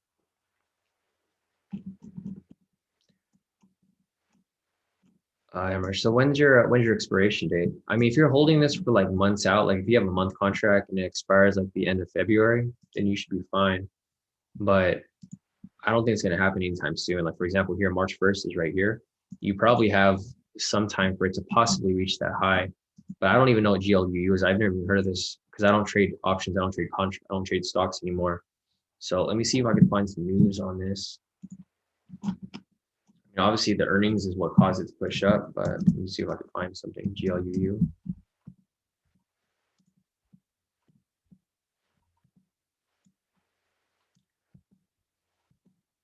Yeah, so GLUU. So it's got you got about 50 cents to make your way up. Let me see how much does it normally move. What's the normal range for this? So technically, you can push up. I mean, depending on when your contract expires. Let's see real quick. The 19th.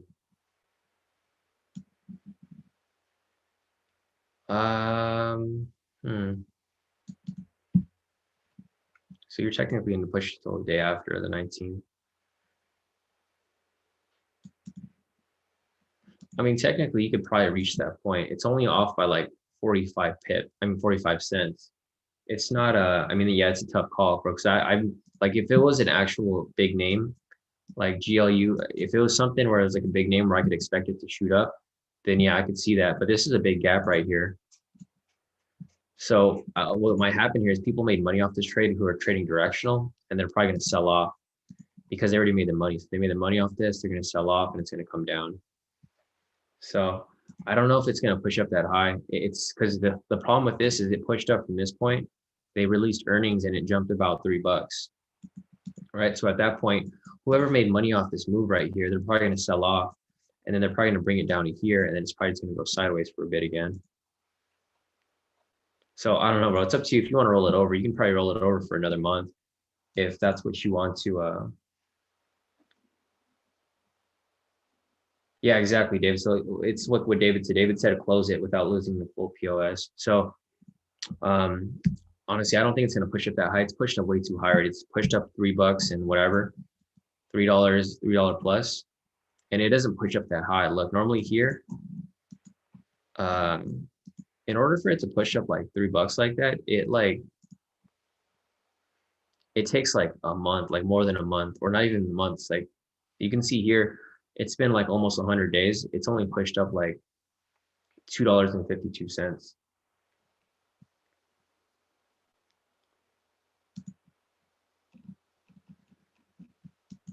Let's see. I'm rushing. What should I do? Not much. I already regret it, man. EA did just buy for 2.4. Okay, so EA bought it. That's why it shot up like that yesterday. Yeah, honestly, I don't know, bro. Like, I don't trade options. I don't trade stocks, so I don't know how this is gonna move. If it was an asset that I actually understood, like if it was like Walmart, Tesla, or something like that, or Zoom, I can see it push up. But for GLUU, I personally don't know. These are like small names that are getting acquired by bigger companies. So, and Raj said, I just want to close out already. Yeah, if you want to just close out, you can just close out your trade. Because I personally don't have any information on GLU, so I can't really give you a good analysis on this. Obviously, the technicals here aren't going to apply because this is something that was just spiked up due to news, or like you mentioned, you said EA purchased it, like right here. Why did Glue Mobile jump 33%? Actually, no, I think I've seen this before because I have a subscription to Motley Fool, and they've been talking about GLUU. Damn.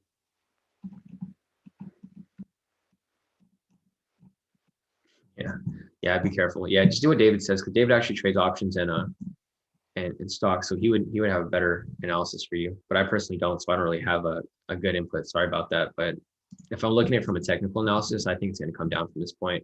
Whoever made the money off it's going to sell off. All right, so let me go back to the chat real quick, see if there is anything else that I'm missing. So US 30 is spiking right back up. You know, just like I mentioned earlier, guys, the market's on crack today. It's spiking back and forth. So I'm not going to bother looking at it, but I'll look at any other pairs that you guys want me to right now. Yeah, Raj, no problem. Oh, gotcha. So CC has some input right there too. He said GLU PE ratio is way overvalued, so it's probably going to drop from that point. All right, so let me go back up to the top, see if there's anything else here. Temp's asking, was gold a sell 4 candles ago? The trade 4 candles ago on a 10-minute, the trade paid, but I want to know if I read it right. So let me just go back to gold real quick. On the 10-minute you mentioned, Temp. So Temp mentioned gold. Let me go to gold real quick. 4 candles ago. So 4 candles ago. So just looking at this here, if I was going to scalp this,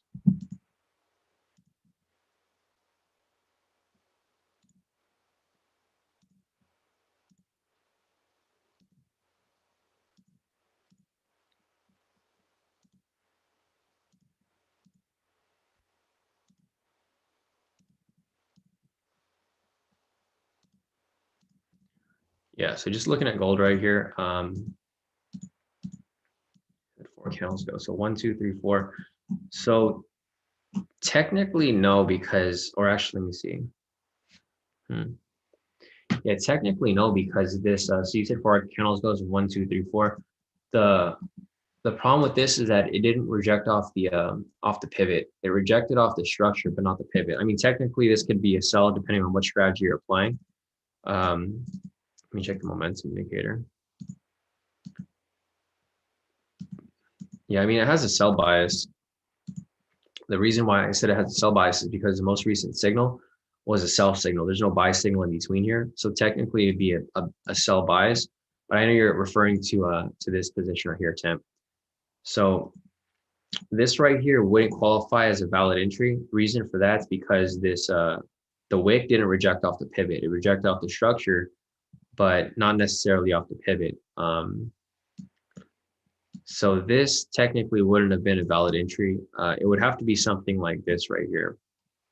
So you can see how this green candle rejects off the pivot and the structure.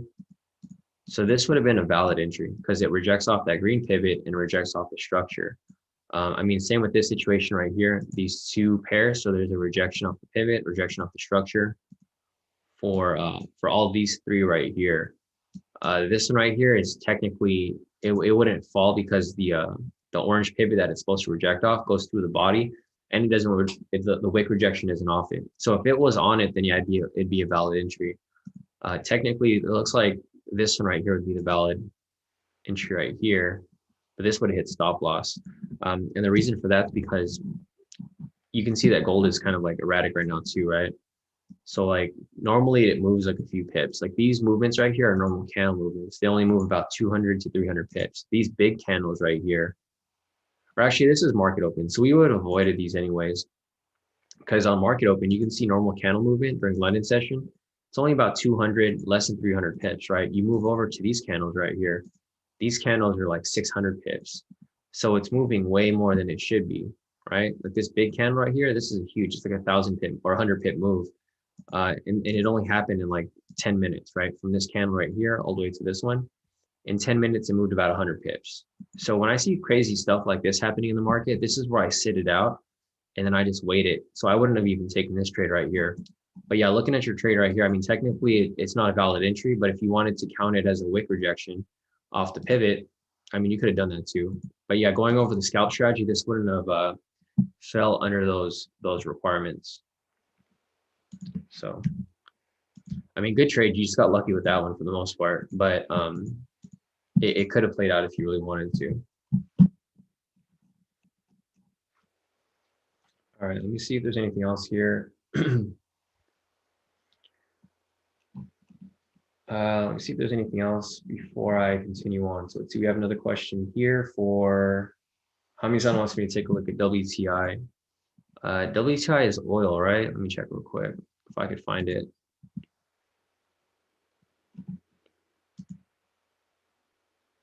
Our EA trade is back in profit right now. Looks like it's swinging back in profit as we speak.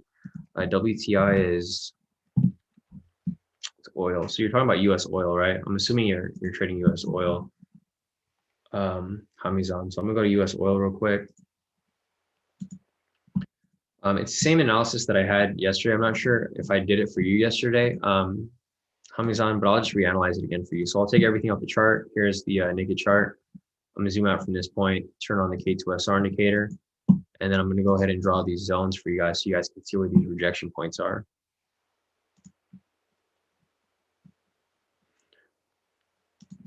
All right, so we got that there. That there. And lastly up here. And then we need some upper zones. So I'm gonna go on the higher time frame, the 8 hour, nothing there. Daily, nothing there. The weekly, something there. All right. So it's currently within a zone right now. So analyzing this from the 4 hour perspective, basically for this right here, we would look at the momentum. And it's the same analysis that I've been going over earlier, right? So it's the same exact thing that I've been analyzing. So like, for example, right here, we have rejection of structure. We have buy signal right here, and then it ends up pushing up from that point, right? Again, right here, we have the rejection from here, the structure, we have the buy signal, it breaks and closes past structure, and then it shoots up from that point right here. So it's the same pattern just repeating itself over and over again. Same situation over here. We have the rejection from here. We have the buy signal. We have the break and structure above here where it closed. And then it ended up shooting above here, right? So what we're looking for here is we're waiting for price to either, so there's two things that can happen. We have the rejection from here. So my bias now is for a sell because we have this right here, rejection. We have the sell signal right here. And what I would be waiting for is for price to come down here and close below the structure. When price comes down here and closes below the structure, then we can take a short position right here. That's scenario number one. Scenario number one is price ends up coming down here, closes below the structure, and then it ends up pushing down further. The reason why I wouldn't take this trade right here is because this is just one scenario, right? This is one scenario that can play out. Scenario number two is that price can easily come down from this point and then swing back up from here, right? If it swings back up from here, and then we get a buy signal and it closes above this structure right here, then we can anticipate this to push up higher, right? Because it's the same pattern. It's right here. Rejection, buy signal, breaking structure, pushes up. Rejection, buy signal, breaking structure, pushes up. Same situation here. Rejection, buy signal, breaking structure, pushes up. So if it pushes back up here, we get a buy signal and it closes above the structure, odds are it's going to continue pushing up, right? So scenario number one is either it comes down and breaks below here and closes. If this happens, then we take the sell. If price ends up pushing up from here, closes above here, and we get a buy signal, then we take the buy. So there's a couple different scenarios that can play out here. Don't just get too focused on one scenario. Make sure you look at both and wait for those two confirmations, either the confirmation above here or the confirmation down here. Once one of those are met, then you can take the trade, and then that's that. So that's pretty much it for oil right there. Let me see if there's any other questions before we continue on. All right, so US 30. Wow, look at that. So we're back in profit, guys, for that daily entry. So for all you guys that got scared, see, this is what I talk about, patience. Patience. Because whoever was down here tripping out, it ended up pushing all the way back up. So we're back in profit for US 30, or we're about to be back in profit for US 30 on that one. And it looks decent so far. We're just waiting for it to shoot up. We have that running right there. And then we also have the, where's my scalp position at? My scalp position is pretty nice in profit right now as well. See? So I'm telling you guys, the market is moving weird today, guys, but I'm trusting that it's going to do what it's supposed to do, because now here it is back in profit. Looking back at my account over here, I'm back in profit about $300, which is not bad. It's holding off. And I'm not freaking out, like this happens in the market, guys. The market's going to go back and forth depending on what's going on in the world. If there's news going on that's directly affecting, our trades, then it's going to bounce back and forth.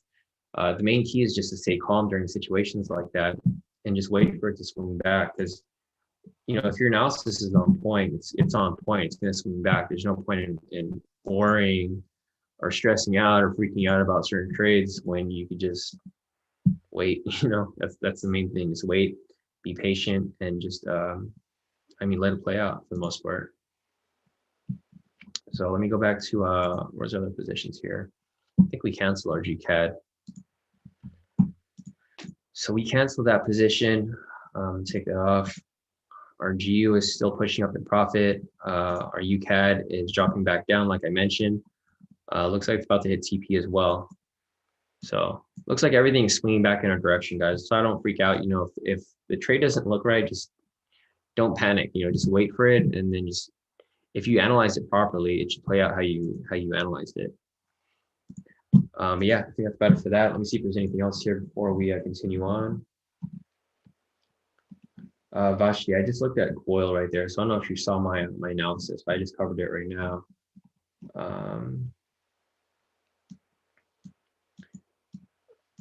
Hemraj said, thanks, bro. I'll be following you while I learn how to trade for sure. Yeah, definitely, Hemraj, no problem. Hemraj said, one more question, actually. To close, do I have to sell the contract? If someone in the chat can answer this, it's fine. I think someone else answered your question, right, Hemraj, right? So you should be fine on that one. Let me just check real quick.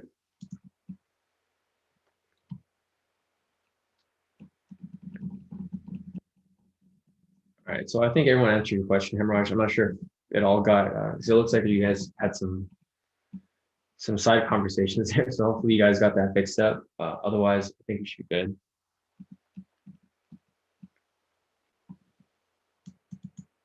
West Texas Intermediate. Okay, gotcha, CT. Definitely. Yeah, let's take a look at gold real quick because I think a lot of you guys were looking at gold. So I'll check it on the 30-minute real quick, see if there was any entries off gold, and then we can check on the short time frame as well. But I mean, like I was mentioning earlier, guys, the strategy works on like anything and in any time frame. So just looking at gold over here, let me see if there's any zones that were here on the 30-minute. There's a ton of zones right here. So it looks like there was a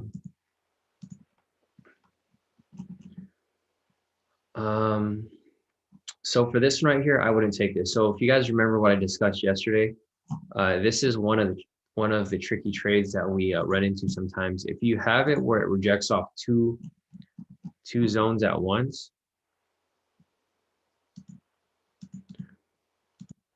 So for example, this one right here, this red candle, if you ever have the situation where price rejects off the zones from the top and the bottom, I just ignore it because it's just uncertain and price could like literally go in either direction. So just looking at gold right now, we actually have an entry that's available right here for a sell. So I don't know if anyone's looking to sell gold, but it looks like it just provided a entry right here for a sell. I don't necessarily trade gold like that, so I'm not going to take this trade. And I don't know what the sweet spot is either because I don't really trade it, but I'll just put 500. And this would be the scalp right here for gold, if anyone is looking to take that. This is the 30-minute scalp. Now I'll look at the 10-minute scalp. And look at US 30, man. US 30 needs to figure out its direction already because it keeps bouncing around so much. Yeah, once I get out of the scalp, I'm gonna probably hold off on US 30 because it's just moving around too crazy right now. Here's the scalp for gold actually. So the same trade that we were just looking at right now. Looks like, well, I mean, there's no scalp entry right now it's available, but it looks like there's something that's setting up. So I mentioned earlier that we wouldn't have taken this one right here because of these crazy spikes in price. But just looking at current price right now,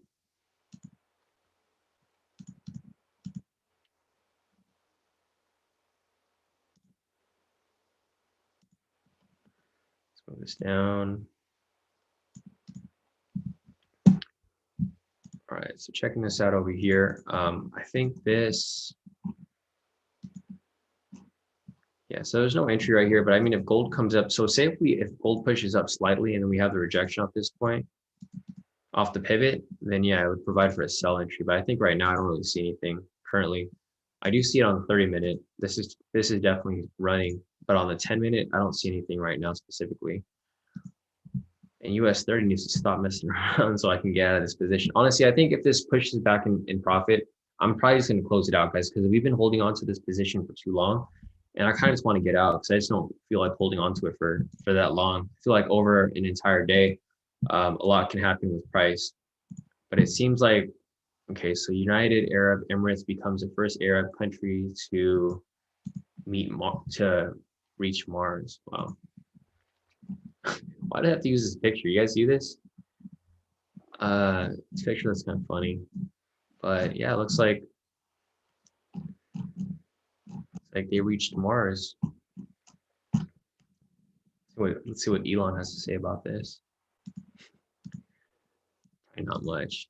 Yeah, I think that's about it, guys. It looks like Biden is still talking about all the stuff going on right now with the CEOs. So I'm trying to see if there's any more updates going on right here. Last update was about an hour ago. So I think they're done talking. They're done talking. I'm not sure if there was like a transcript that was sent out that could have pushed price in one direction or the other. But I'm not too worried. I'm just US 30 is pushing right back into profit as we speak. So I'm not too worried about it. And I'm just gonna let it pretty much do what it's got to do. There's our US 30 scalp right there that I was talking about. It's pushing up to full TP right here. This is one that I actually took. So I'm in this trade currently right now. I'm in profit about 400. Not too bad. Just waiting for that to hit TP right there. Otherwise, let me check the chat to see if there's anything else that you guys want me to look at. Hemrush said, yeah, I might just take a $15 contract loss. That's probably the best idea. Salim said, y'all make sure y'all like the video. yeah, definitely. If you guys haven't already, if you guys can like the stream, that'll definitely help. And I'll continue to, come on these sessions for you guys every morning. Ronnie's asking USD Cad. So USD Cad, I'm gonna pull it up on a clean chart over here because we have another chart that's kind of marked up. So looking at USD Cad over here, we're currently in this for a sell right now.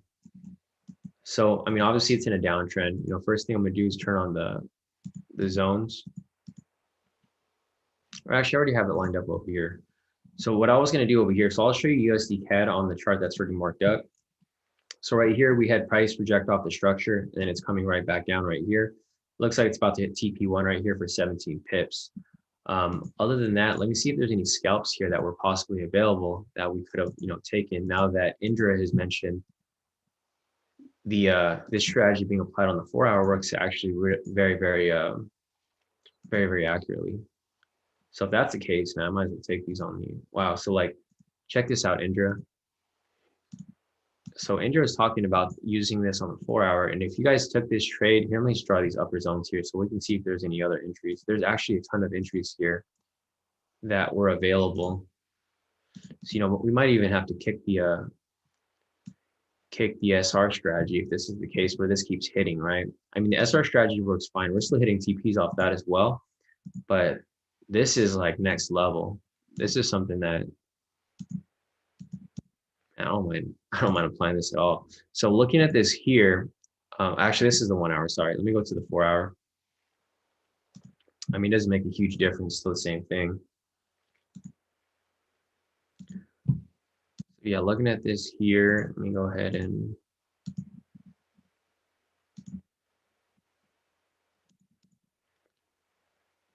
all right. So looking at USD Cad on the 4-hour, there's actually a pretty decent amount of entries here. Actually, looks like there's more on the 1-hour rather than the 4-hour. I'm trying to see. Yeah, so for USD, sorry guys, just had a yawn real quick. So looking at these entries right here, there's actually a lot of entries here for USD Cad. So for example, here, if you were to catch this this rejection off this pivot right here in structure, so there's actually 3 entries right here. There's 1 entry for this green candle, there's another one for this green candle, and I think that's it for those. But if you took this entry here off this green candle where it rejects off the wick rejects off the pivot and the structure, this would have hit full TP there for about 26 pips. So this is something that I might be looking at, guys. I don't know if I'm going to look at it on the 1-hour or if I'm going to look at it on the 4-hour, but I think it looks pretty solid on the 1-hour as well. So, it works pretty well on both 1-hour and 4-hour, but there's a bunch of entries here that we could have taken. There's one right here. This, not these, this red one right here. This would have been a decent sell. But we'd have to find the sweet spot for this. I think 25 pips might be the sweet spot for the scalps, because it looks like that's like where it generally hits before it ends up, swinging. So that's 25 pips right there, hits TP. Same with this, 25 pips. So guys, I'm gonna try to make a video for this where you guys can see how, this is applied real time. Obviously this is showing you real time as well, but in an actual demonstrational video, so you guys can see how to apply this more easily. So like if you were to apply this on USD Cad, there's a bunch of entries here that you could have taken for these scalps if you were applying that strategy.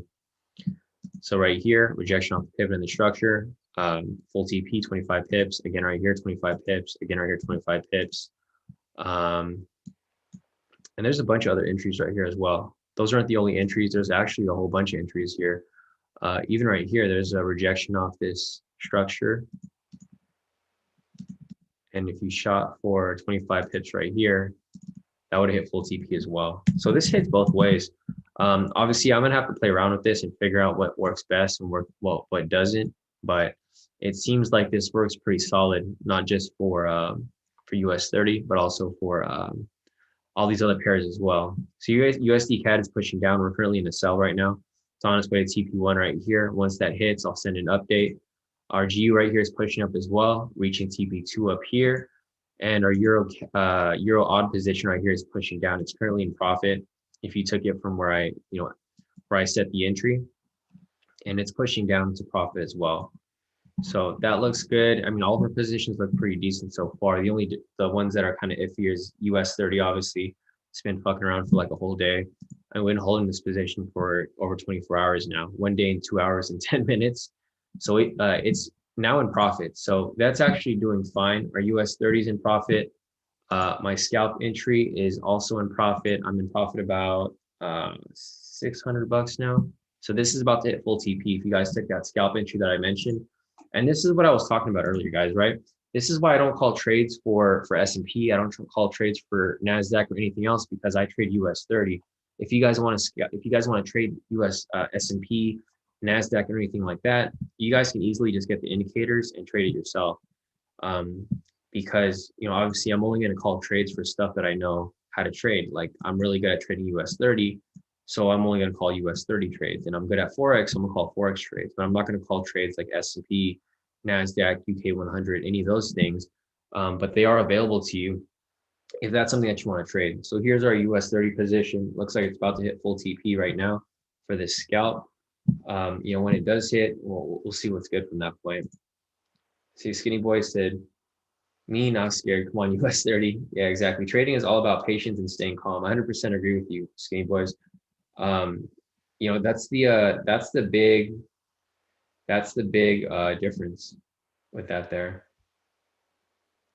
With trading, you know, it's all about keeping cool and letting the trade do what it's supposed to do. Let's see. Mark said, man, GBP needs to calm down. We are at 1.38 now. Exactly. Yeah, what CT said as well, Hemrush, reach out to Samir, because he's the one that actually does stocks and options. Well, he does stocks and options, so he can actually help you a lot better with these questions, because I don't trade stocks or options anymore, and I don't really I don't use it at all. So my analysis will be different from like what he gives. He'll give you like fundamental analysis and stuff regarding the actual stock. For me, I can give you technical analysis, but I don't necessarily do any research on any specific stocks anymore. City said, looks like daily entry will be a scalp position as well. Definitely. Shawn said, US 30 heard you wanted to get out of the trade, so it pushes up. Yeah, so it's pushed up pretty nice. Our daily position from yesterday is still technically active right now. It's pushing up pretty nicely. And then my scalp right here is about to hit full TP shortly as well. I'm going to keep watching that for a bit. Mark said UK 100 is going nuts right now. Yeah, I think all of them are for the most part. The indices are just kind of spiking around a lot. Damn, so David said Biden proposes a $200 gun tax. Whack. Mark said I got in the scalp late, but I hit full TP. Nice, Mark. Yep, full TP. Carl said, what would we put as your TP for EA? So Carl, the TP for EA is set at, these are the parameters right here. TP is 1.56135, and the stop loss is 1.57235. So if you're in the premium, you have that signal available. I'm not sure if you're in the premium, Carl, but if you are, they're all posted right here in the premium groups. So let me check US 30 again real quick. It's almost there, guys. I'm locking about 500 off that scalp. So we're waiting for that to hit right now. We got about a few seconds left on that. Let me see. John said this is good for gun manufacturer. Every time they want to make it tough for gun sales, people stock up on guns. Exactly. I agree with that too. All right, dude, we're so close. Just hit our TP already. A little push up. Just a little bit. Jeez, man, US 30s. Come on, just give us the full TP already. All right, well, I'll let it bounce around. Let it do whatever it wants to do, and I'll keep going down this chat. So Mark said USD Cad shouldn't that be two different zones? Shawn, go to ticks and copy. Wait, what?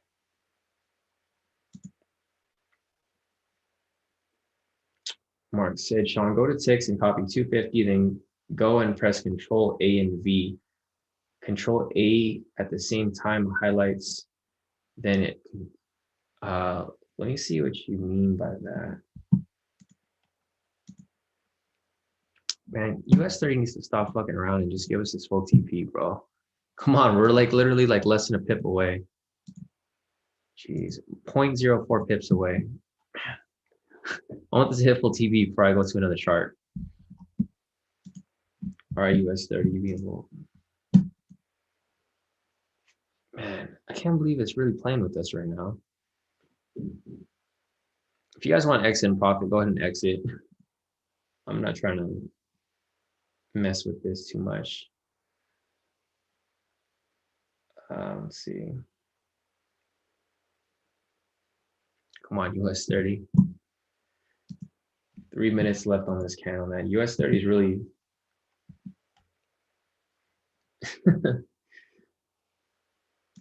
Yeah, Jonathan said US 30 is like, yeah, I don't really feel like it, SpongeBob voice. Right? And US 30 is. All right, we got about 3 minutes left on this candle. We'll see how it pushes up. I'm just gonna let it be. Let me check what Mark was mentioning earlier. Okay, so Mark said go to ticks, copy 250, then just press. I mean, what does that do, Mark? I'm trying to figure out because I don't really see a relevance in doing what you mentioned. So I'm going back to USD Cad over here. You mentioned that there's 2 zones here. Let me go on the 4 hour because I marked these zones on the 4 hour right here. So these zones are on the 4 hour. Let me just delete everything off the chart. I'm gonna see what you mean by that because I'm not sure what you were talking about. So USD Cad.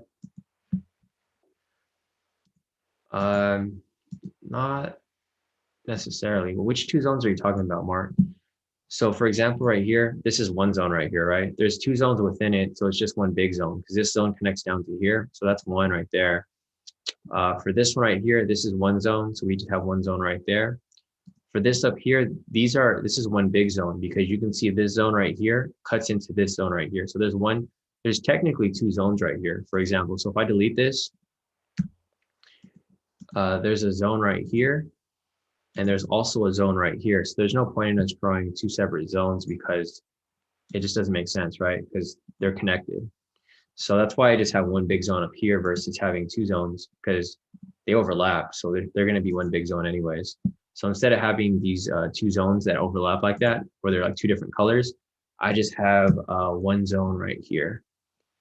So it looks fine to me. I'm not sure if you saw something different, Mark. It's a quick pace instead of typing every time. I'm trying to figure out which one are you trying to I'm trying to figure out what we were trying to type on. Sorry, I'm trying to figure out because I think you mentioned. Oh, look, check out gold right here. If you guys stick that scalp for gold on the 30-minute that I just called, it's about to hit full TP right here, 500 pips. That's good. Yeah, so you said to open the ticks thing. So let me just open this short position. I'm going to see what you mean by that. I'm just curious what you're talking about.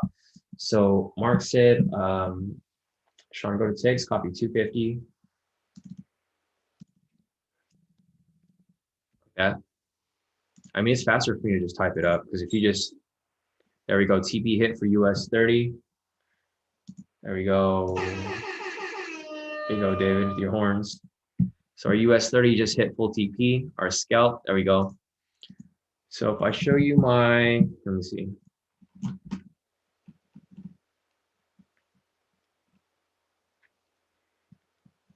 Yeah, so we had a little bit of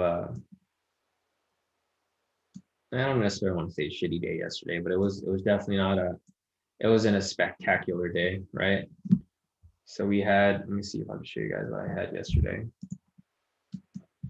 So yesterday on my FTMO, I didn't really take that many trades, but you can see right here, you know, we had 1 trade where, so the first trade was, I think, 946.50, or sorry, 946.50, and then minus 569, that first morning scalp that we lost, and then we won the next scalp, 521, and then we won the next scalp, which was 502, and then we had a small loss for 511, and then we won another 499.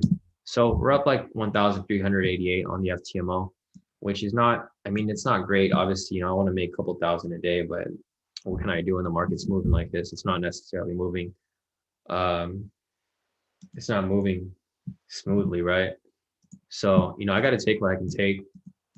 But currently, the daily position is back in profit. I might exit this soon because I've been holding this for way too long. I think once it pushes up a little higher, I'm just going to close out because I don't really like holding these positions for that long, especially if I hold it into the swap for 2 days. Geez, it's going to cost me a lot to just hang on to it. So that's why for these right here, I'll just keep scalping it within. But with this right here, as it continues to move up, I'm probably going to close it out in profit because it's just a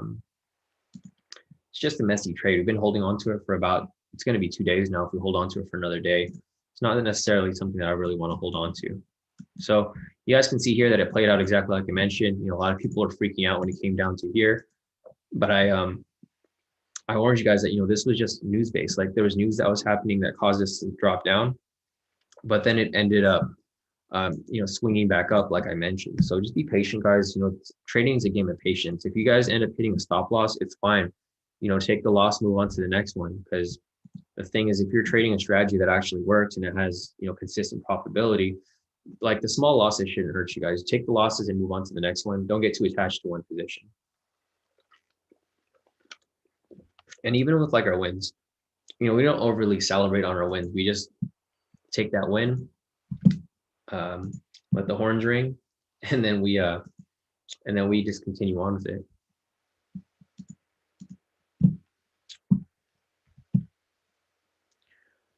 Mark said, send me a Zoom invite. All right, Mark, let me just let me get this sent over to you real quick. Let me check the chat real quick.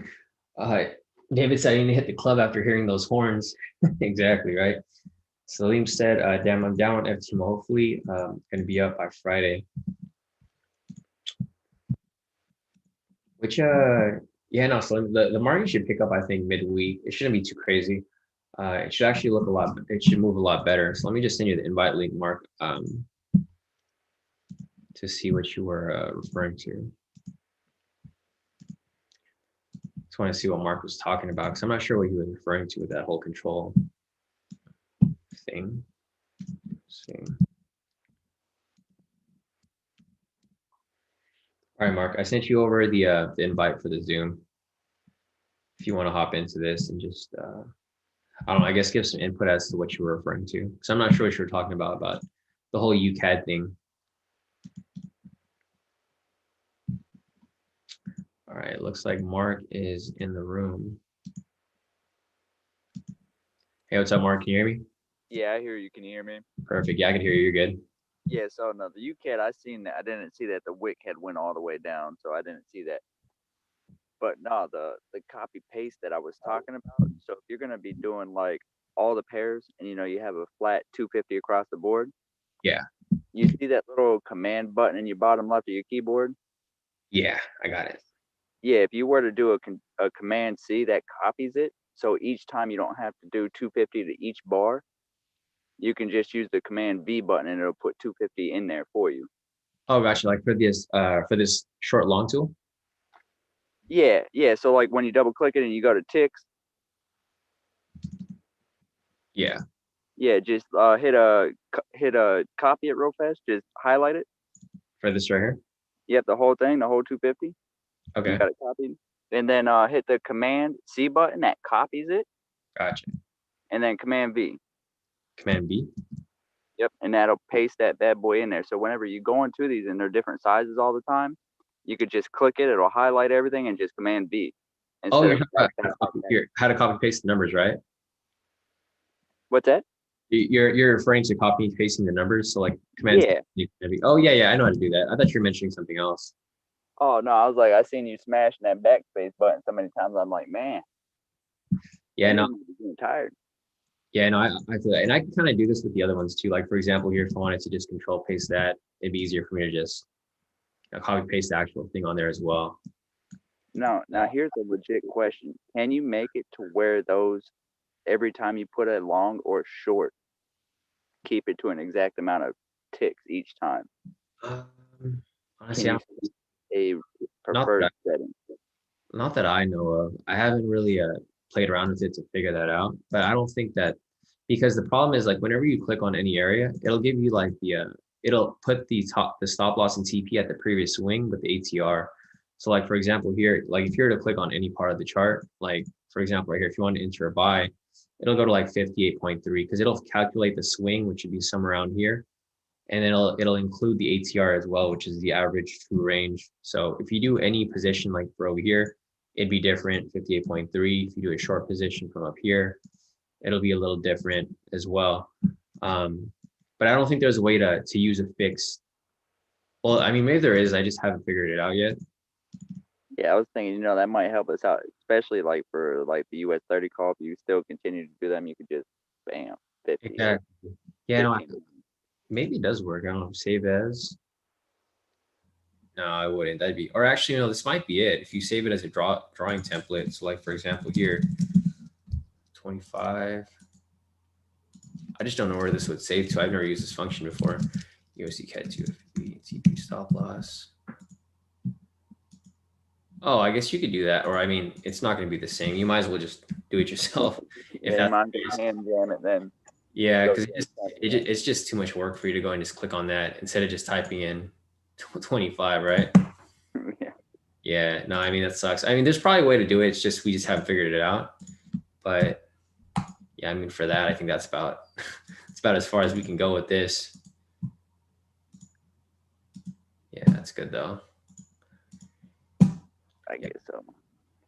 Yeah, I mean it's all good though. I mean, I'm sure there's gonna be a way that like because I feel like TradingView still has updates like every week or every month, and I'm pretty sure someone's gonna put that in there. You know, request that we have that function, and then it'll probably come out within a few months or so. Oh, John just showed us how to do it in the admins group there. Oh, gotcha. Okay, yeah. John said for short long tool, the easiest way to do it is to save your template. Use a right click. And then apply as default. 5 pip TP stop loss. Nice. Yeah, I think he mentioned if you right click it or something, right? I think he said if you right click. Well, I was just saying it'd be something that'd be nicer than him jamming it every time. Yeah, no, I feel you. Yeah, no, it would be nice if it was easier, but I guess we just got to deal with what we have at this point. Yeah. But that's all I wanted to shoot out to you, man. Did you have any questions lately regarding that crazy UK over there? Yeah, not really. I haven't even looked at UK. I just seen that it's been moving pretty crazy like recently. I don't know if I'm sure you've been following it, but I did notice that it's been moving pretty back and forth for the most part. I'm just waiting for it to test that zone up there. It's got a nice zone about 65, 57.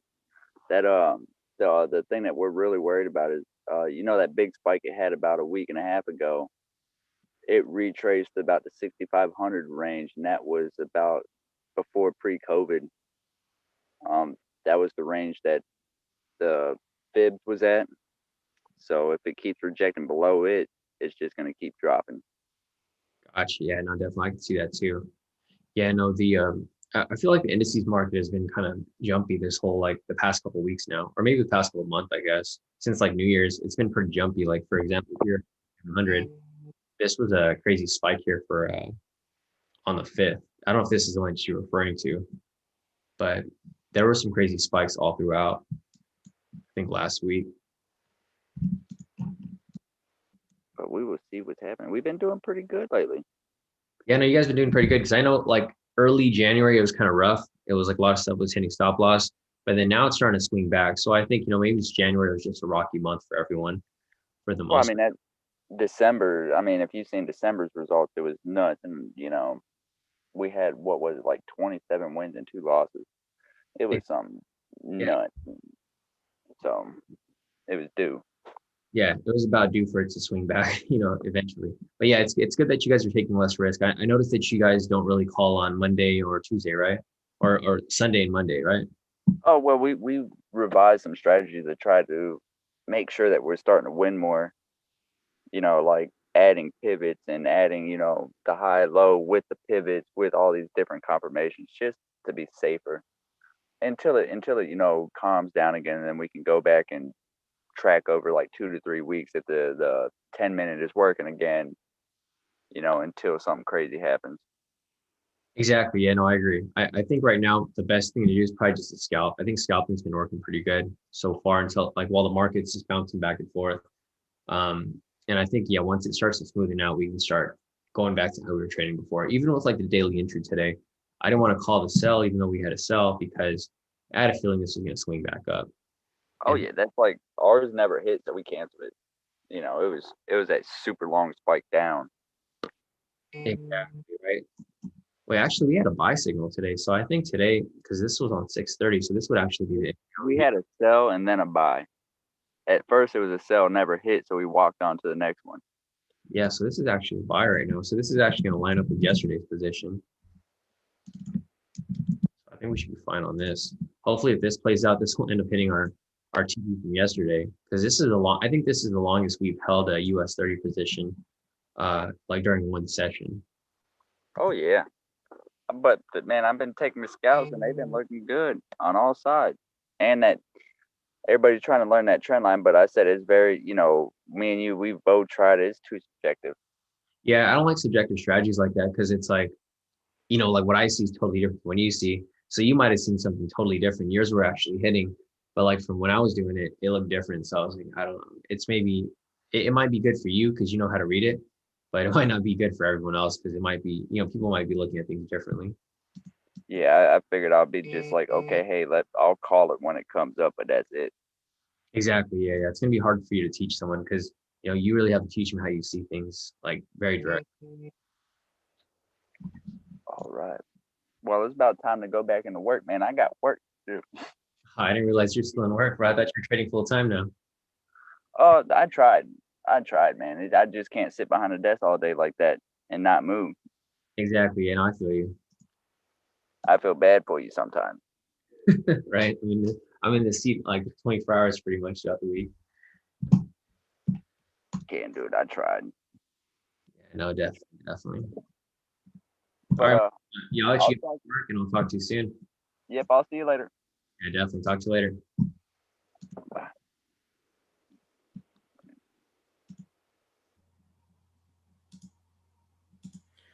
All right, guys, let me go back to the chat real quick, see what else is going on. It looks like the US 30 is finally moving back in profit for our other position right here. And I didn't realize that today's position was actually a buy for US 30. So I'm not sure if you guys want to take this trade.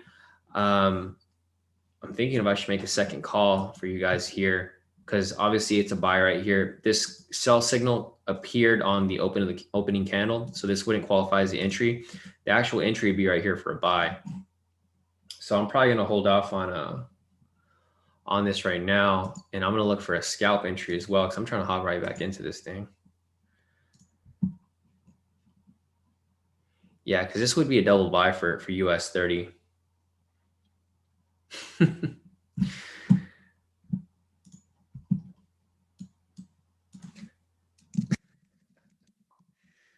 Oh no, that's fine. I'm just sorry, guys. I'm looking at some messages in the chat right now. Wow, okay, so let's see, Sisu locked in some pretty nice profits. So good, nice work, Sisu. I just saw your profits right now. I'll send this over to the save messages with all the groups. So Sisu just sent me his messages right now. He locked in some nice profit off these scalps today. Let me see if I can pull him up over here real quick. Yeah, so Sisu over here locked in. He had like one loss for 411, but he had a whole bunch of wins here for about $100 each. So he was scalping these pretty quick, locked in some profit. So nice work on that, Sisu. He just sent me his profit. So if you guys have profits that you guys want me to post up on the public page, just send them over and then I can post them up when we post up the totals for today. So let me see what other questions we have here in the chat before we continue on with this. Yes, US 30 is finally pushing up. I mean, as much as I want to enter this trade, I also don't. I don't know if I should call this trade either. I'm trying to think if I should call this for the daily entry. Probably not. So I'm not hold off on this daily entry because we still technically have this one running right here. I'd rather have this hit first before we hop in for another buy, to stack these positions. And otherwise, if we were wanting to take this trade, I would just wait for some more scalp entries to appear, right? Technically, there's another scalp entry right here because we have the rejection off the structure, rejection off the pivot, off this point right here. And this would have been pushing for another scalp. So I don't know if you guys took this scalp. I didn't take it because we were currently in the other position. But it's technically in profit right now. It's going to push up. So this is a second scalp for US 30. If you guys hopped into that, I think some of you guys did. Let's see, Spencer. Nice. Wow. Okay. So Spencer, so a lot of people here are locking in profits off US 30, right? It's not just me.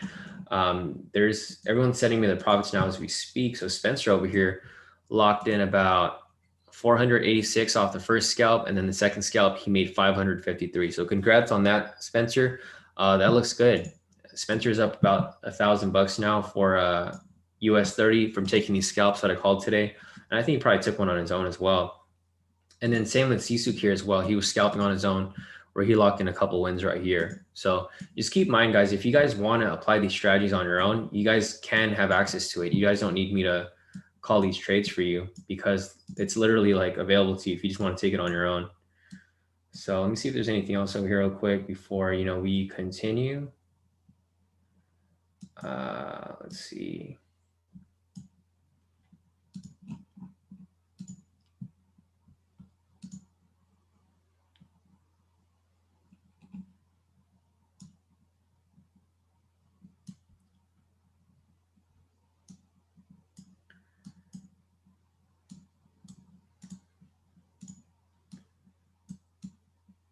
So let me see if there's anything else here.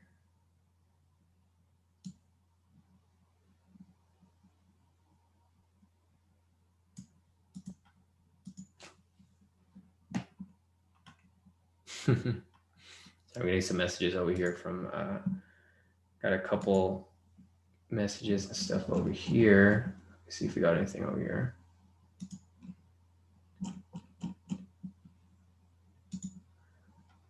All right, cool. Tyrell said you still offer the $100 package. There's no $100 package that's available right now, Tyrell. That expired last year, so we don't have a $100 package for the K2. So if you scroll down here, we had the $100 trial, which was like the first month, but it's not available anymore. You just have to pay normal price. And we're actually thinking about closing the signups down for K2 because we're just too busy right now. I'm not necessarily trying to have too many people signing up because like when you have new people sign up, I got to help everyone, you know, one-on-one because I want to make sure that you guys are all profitable. So we just have too many people signing up. So I'm probably going to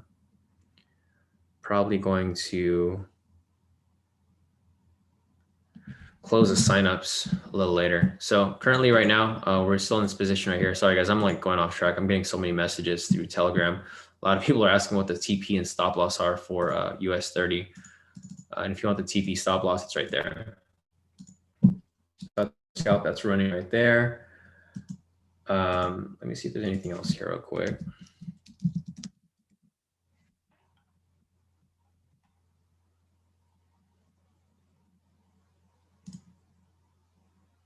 So I'm just checking this out over here real quick.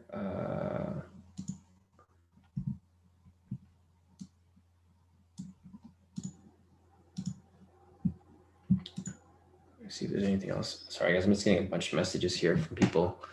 Yeah, if you guys want the TP stop loss, I mean, everyone's asking the same question. It's right here on the screen. If you guys aren't on the live, then I mean, you have to be on the live to get these parameters. Tyrell said, "When's the last sign up? I need these indicators." We don't know yet, Tyrell. It could be today, it could be tomorrow. It's really up to whoever. Like, I mean, I got to talk to the rest of the team. If like we want to close it today, we can close it today. If we want to close it tomorrow, close it tomorrow. And then it's just going to determine, you know, if you end up signing up or not. If not, you just have to wait for the next sign up, but we're not sure when the next sign up will happen. The next sign up could happen a month from now, a week from now, a year from now. It just really depends because I'm trying to focus more on my own trading. If you guys are familiar with, you know, with this new strategy that we've been applying, everyone's been killing it off, you know, the scalping strategy. And I mentioned that a like everyone in K2 is actually making like even more profit than me, right? Like Braden over here made about 1,600. Like you guys saw my profit that I added up here. I only made 1,388. So you can see people here locking in thousands a day, right? Just applying the strategy. So I want to focus on trading my own account as well, rather than teaching, brand new people. Everyone who's in K2 already, it's fine. I'm going to teach you guys because you guys have been loyal to K2. But for new people that want to sign up, your opportunity is there. If you miss that opportunity, then you just got to wait for the next opportunity, which might never happen, right? So it's really up to you, Tyrell, if you want to sign up. I mean, if not, then you're just gonna have to miss out on it.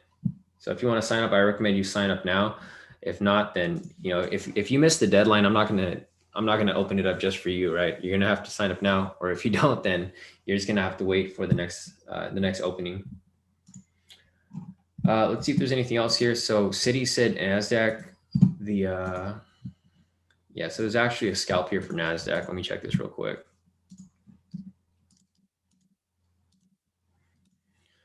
So I'm just gonna make sure these zones are here proper. There's another zone above here. Should be all right. So yeah, looking at this right here.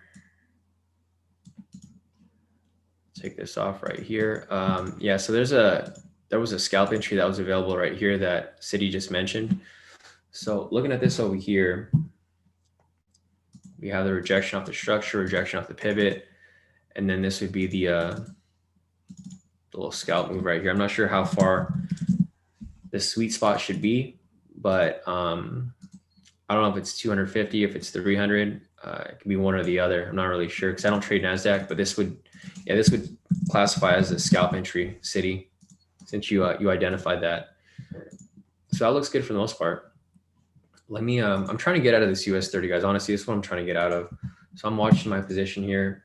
It's actually in profit. I might just get out of it now if that's the case. I'm gonna keep watching it right here.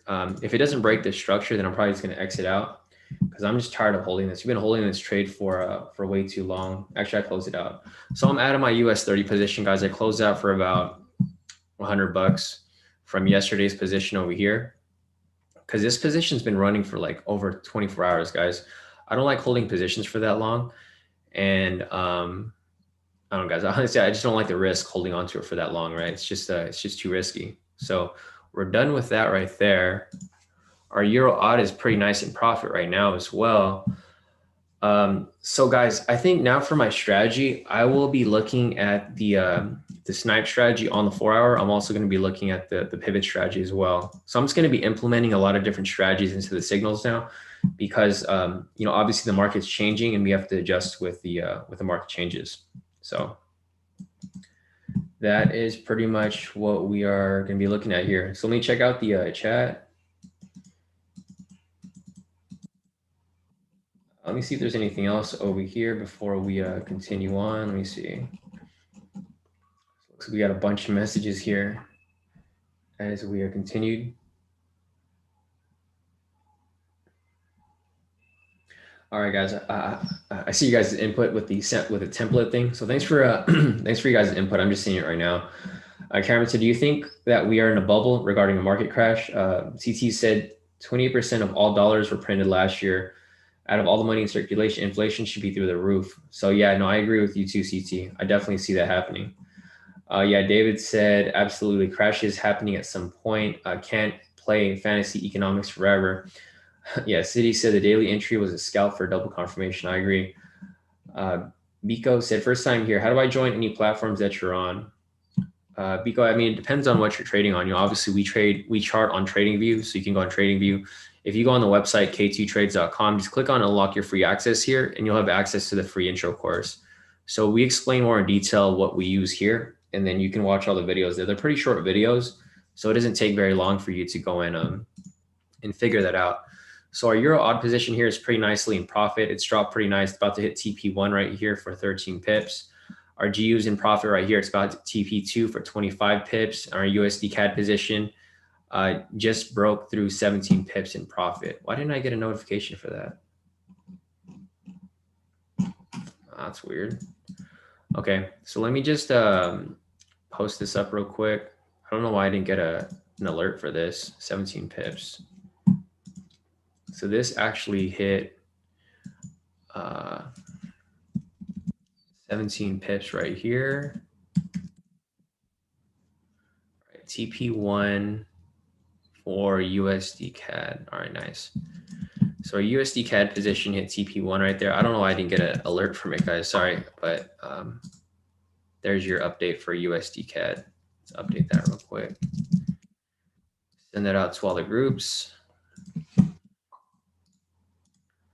right, so we're hitting TPs, guys. I mean, it's been overall the trading week's been kind of slow, but it's been hitting. So our USD Cad's about to hit full TP right here for 35 pips. Everything's pretty much going where we anticipated it to.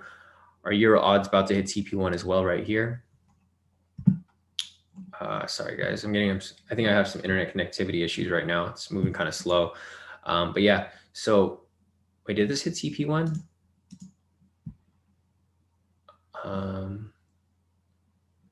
Sorry, guys. I'm trying to figure out what's going on.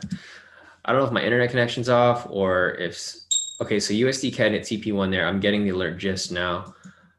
Looking at Euro odd over here, I want to see if this hit TP as well. So technically not yet, because I called that trade at, yeah, not yet. So it's on its way down there right now as we speak. So your audit is on its way. GU is on its way to TP. Everything that's on it is on its way to TP. Even I should have held on to this stupid US 30. Now it's pushing up like super heavy.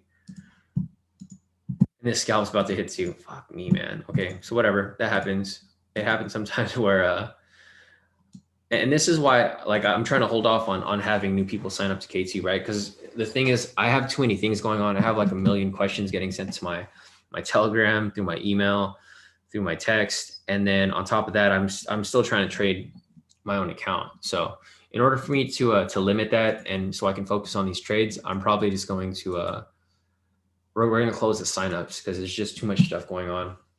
Where I prefer to just trade. You know, obviously I make pretty decent trading. And I want to increase that. So we'll see how this goes over here. Forbes said, do the numerical pivot points happen real time? Yes, Forbes. So whenever price moves, so for example, right here, whenever price like candle closes, it'll move with it, or even if it's just moving. So you can see right here, this green candle or this green pivot, as the candle moves, you can see the pivot kind of moves up with it. So as price continues to move, the pivots move with it real time. So yeah, answer your question, or a quick answer to your question is yes, it does. Man, I'm kind of mad at myself now because I closed this trade out for like $100 in profit. I could have held on to it. I'd be like 300 in profit now. It's whatever though. Shit happens, you know. Damn, this scalp right here looks freaking nice too. This is about to hit full TP as well. If you guys took that trade, I'll just set a pivot. I mean, I'll set an alert right there for that. US 30 scalp, full TP. All right, let me see what else is over here again. Let me see what else is going on. Mark said Shawn has quite a few admins as well. Guys, some others can help as well. Yeah, no, definitely. So thanks for that, Mark. Yeah, if you guys have any other questions, just put them in the chat, and you know, the other admins can answer your questions as well. You guys don't have to ask me directly, especially if it's like a basic question. If you're asking me like what broker to sign up for, anyone can answer that question. It doesn't have to be me. Or if you're asking what the TP stop loss is, you know, just ask in the chat or ask in the Telegram group, and someone else can answer your question there as well, just so that I don't get sidetracked with like my own trades. Like this scalp right here, I missed this. This would have been full TP. Unfortunately, it's all good though. But you know, as long as you guys are profiting, that's all that really matters here, guys. Because you know, when you guys win, I win too. Even though it's not, you know, I'm not making a profit, I'm here to celebrate with you guys as well whenever you guys hit a TP. So that's it for this, for US 30. Let me see if there's anything else here. Biko said TP stop loss is hard to see on YouTube. Do you guys have issues with looking at the stop loss TP? Because I don't think anyone else has had any issues, Biko. It might be your internet connection, or you might need to just like zoom in on the screen. But the TP stop loss is here. You know, obviously, if you want to have the exact TP stop loss, just get the indicators, and then you can apply the strategy yourself. Because I'm not here to give you guys trades. No, I'm here to share my trades with you guys, but I'm not necessarily here to give you these trades like spoon feed them to you. So You can see that you can see them from here. This is one way to look at the TP stop loss. Another one is you can see this green number on the chart. This is the TP, and this red number is a stop loss. This black number is going to be the entry point. So just keep that in mind. But you know, if you guys really want to learn this, you guys need the indicators so you guys can apply them yourselves instead of just copying my trades when I take them. So let me see if there's anything else here as well.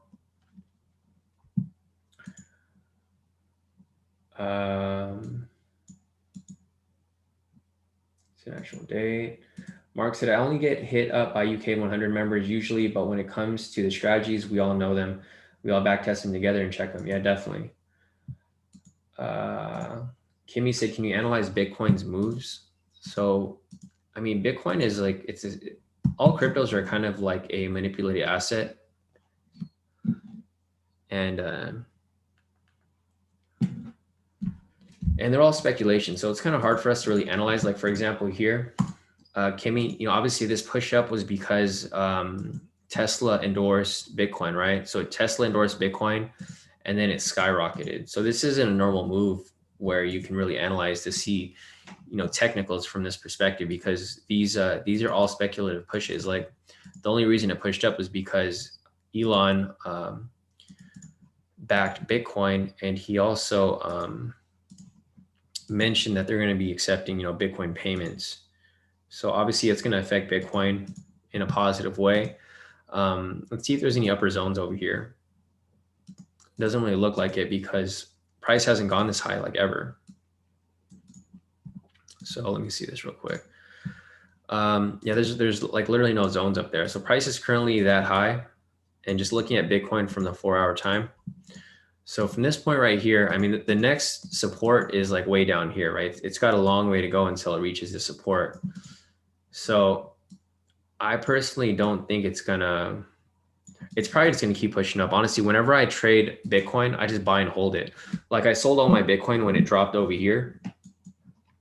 Where would it drop from? I think it dropped like, when was it, in January? So in January right here, I sold all my Bitcoin. Then when I heard Elon was endorsing Bitcoin yesterday, I actually bought right here. So I bought it at a small discount, and then I bought all my Bitcoin back. So let me check my Bitcoin real quick to see where it's currently at. I only bought like $500 at Bitcoin.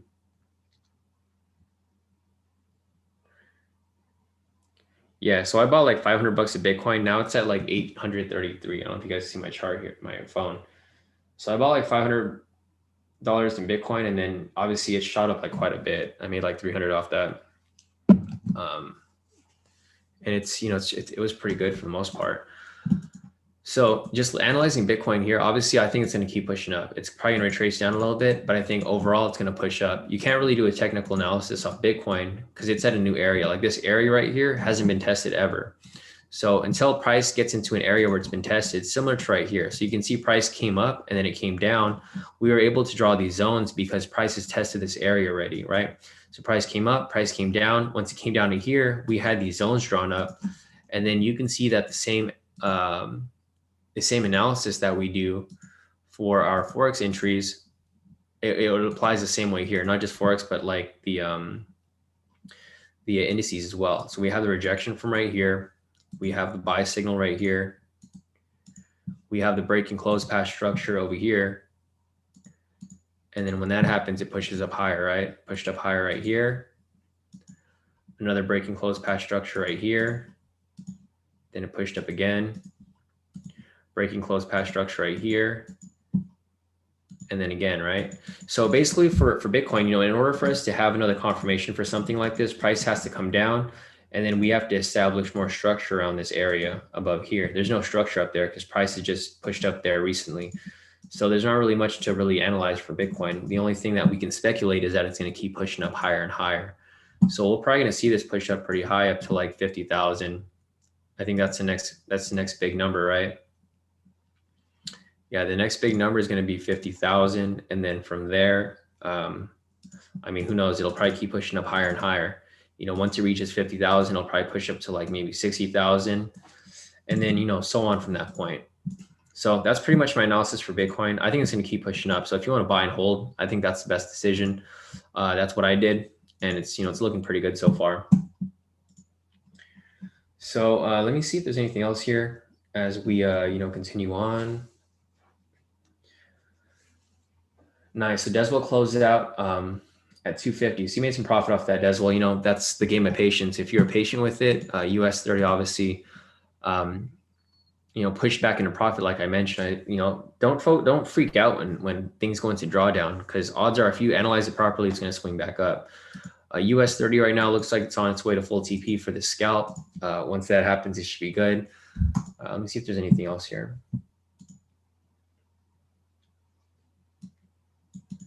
Gotcha. Yeah. David mentioned sometimes UC changes quality. Click on the gear and select 720 for quality. Yeah. Just make sure that you have the highest quality for the stream. So depending on your internet connection, if you have a slow internet connection, it'll lower the quality. But if you keep it at 720, you should be fine. So other than that, guys, I think we're done with questions. So if you guys have any other questions, feel free to put them in the chat now. Otherwise, I'm going to go and analyze the Forex pairs real quick for any possible entries off the next 4-hour candle. And if that's about it for today, guys, I'll be logging off. I have a couple of sessions later today. Let me see.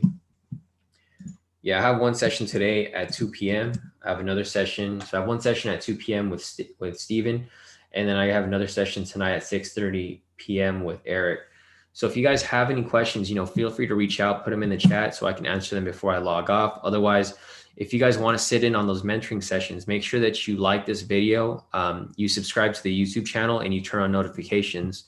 That way YouTube knows that you want to watch my videos, and they'll give you an email whenever I go live. I go live about 3 to 5 times a day with mentoring sessions and live trading. So if you guys want to sit in on those sessions and you guys want to be notified, make sure to like this video, subscribe to the YouTube channel, and turn on notifications, because otherwise you guys are going to miss out. Obviously, there's a lot of people that took my trades last night. They made a lot of profit just sitting in on the sessions, and that can be you too. And it's completely free. You just have to, subscribe and like the video, and then YouTube will know that you want to watch my videos. So that's about it for that. Let me see if there's anything else here to look at before we wrap it up for the day.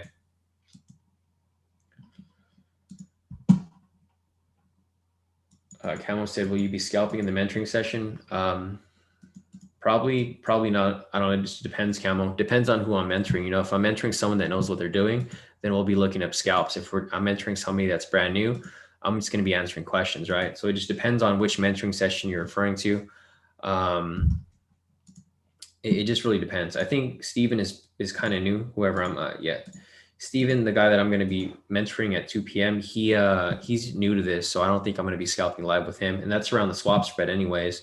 So we're not going to be taking trades around that time. But maybe later tonight with my session with Eric at 6:30, I'll probably be scalping during that time because he's familiar with it. We're just going to go over stuff to, clear up any confusion. And then I'll probably be taking some scalps on my own as well.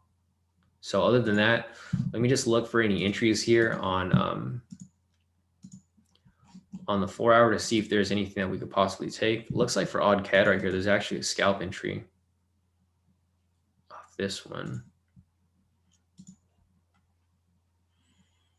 So it's a little risky. I mean, there's another scalp entry right here as well. So for example, we had another scalp. We have 2 scalp entries right here. We have one where there's one right here, and then there's another one. Actually, this one would be a scalp entry because it isn't, it looks close, but it's not close enough. Or technically, I guess the next one could have been a scalp entry, this one right here. But if you took this one over here, this one would have been full TP for about 30 pips. And then this one over here is technically still active. This would be about 35. But I probably would have skipped this one. So for this, we'd have to take the zones into consideration if you're trading this on the 4-hour. So I'm gonna skip that. No entry there. Looks like, yeah, no entry here either.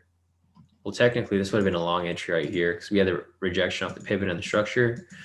So if we saw that there, this would have been a long entry right here. Technically, it'd be active right now currently. But I wouldn't, so guys, just keep in mind as well, guys, that I wouldn't really scalp stuff on the slower moving pairs like Usd Cad. This moves too slow.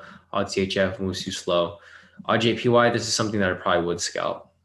So for example, right here, it looks like we have a scalp entry that's available off this one. So this technically looks like a decent scalp entry. So I'll probably come back and look at that. Let's mark that right there.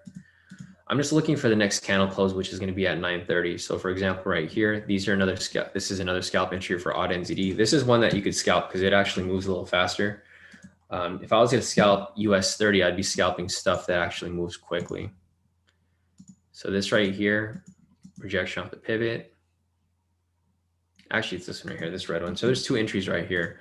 If you were to follow odd NZD right here, it looks like there's a scalp entry off this red candle. And then also off this green candle right here as well.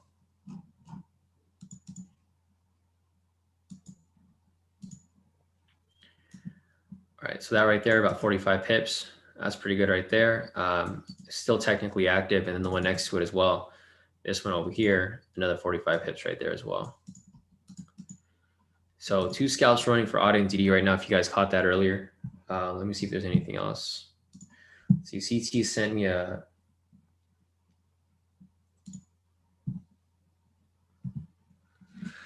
Nice. So this is... All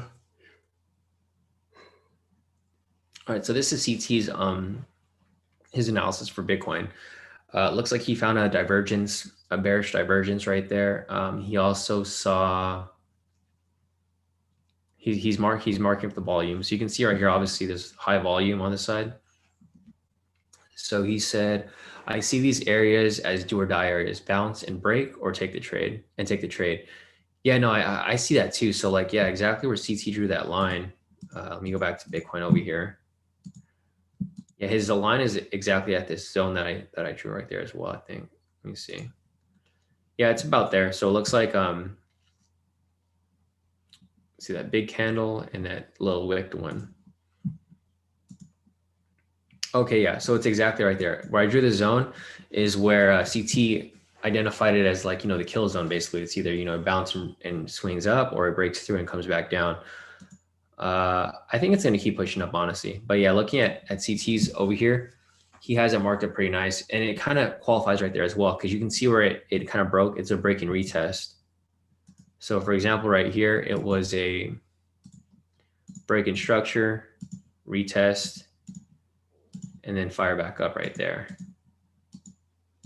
So that's pretty much what I identified right there as well. So it looks good for the most part. Let me see if there's anything else over here before we continue on. Yeah, and CT based it on volume. So he has a volume indicator over here. So you can see that this is where there's a lot of volume where people are putting in trades.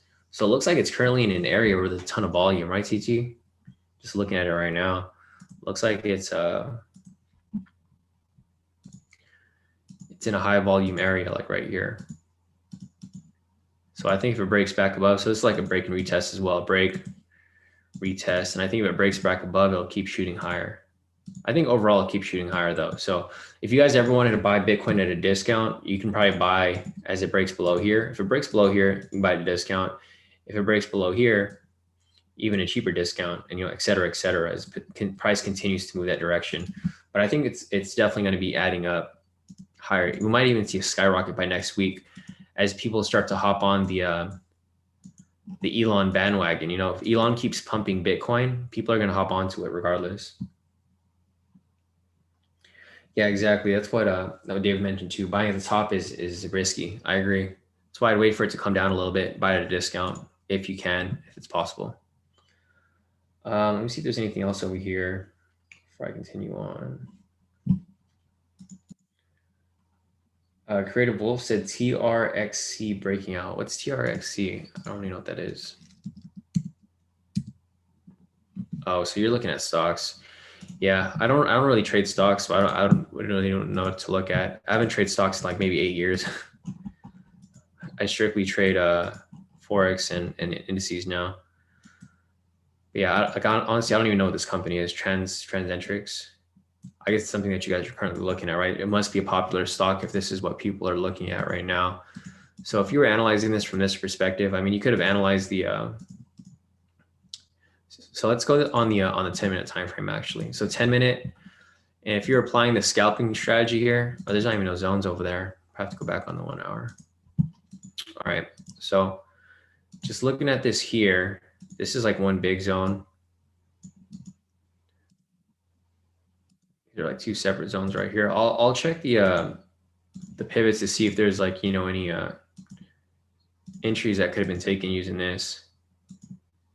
Because the strategy works on everything. It works on Forex, it works on indices, it works on futures, it works on stocks. So there should probably be some entries here, you know, using the pivots as well. So turn on the K2 pivots right here. Yeah, there's actually a ton of entries right here. So if you were to catch this, let's see,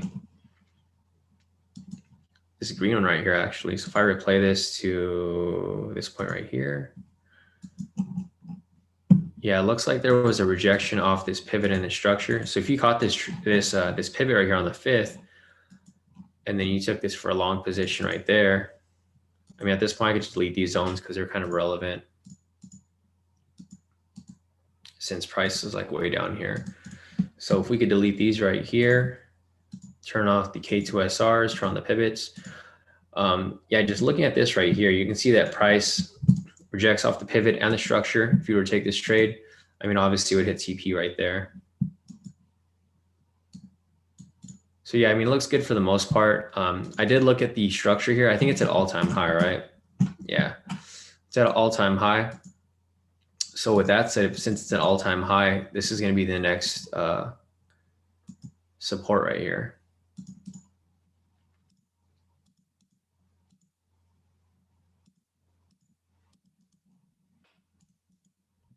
Yeah, so I don't trade stocks, so I mean, obviously the analysis works on here because I just gave you my analysis for this specific pair. This is the support that was drawn using the K2SR indicator. But if you did take that scalp down here, where it rejected off the structure and the pivot, you could have caught that right up as well on the 5th. So other than that, let me see if there's anything else for us to really look at here. I don't really see anything else. US 30 looks like it was, oh, it looks like it hit TP. I don't know why we didn't get an update on that on mine. Oh, it did. Sorry, I missed it. So it looks like the scalp just hit TP, guys. So if you guys took that scalp that I called for a US 30 earlier today, when was this? At 8:40, about an hour ago. If you took this trade, it just hit full TP right there. Unfortunately, I missed it. I was answering questions. But I mean, it's all good. If you guys hit the TP, that's great. You know, I just want to make sure you guys are profiting off this as well. All right. Other than that, let me check the chat real quick to make sure that we're not missing anything, and let me check to see if there's any entries off the 4 hour for Forex before we continue on with this. So let me just check this real quick. I was at Auto NTD. That looks nice. I wish I would have taken that trade. Looks like there is no entry here for Odd USD. CAD, CHF. Yeah, nothing there. Nothing there. CAD JP, CHF JPY. This could possibly be a buy entry right here, guys. So I'm not sure if anyone's looking at this here. For CHF JPY, there's actually an entry that was right here. So if you guys saw this right here, this would have been the entry right here. I guess you go for like 35 pips, I'm assuming. So yeah, this is a position right here for CHF JPY. Maybe I'll call that. Oh, sorry guys, okay, so the scalp fully hit now. There we go. So if you guys took that US 30 scalp that I called about an hour ago, it just hit full TP. So congrats to you guys who took that. Looks good. Other than that, I'm going to be looking for some other scalps here because I'm fiending for some scalps right now, man. I want to make some money, like quick money real quick. So this right here, nothing there. Nothing there, nothing there, nothing there.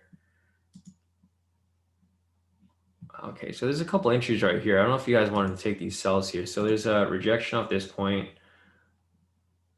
There's also a rejection off this point. So there's actually going to be another scalp entry right here for GBP.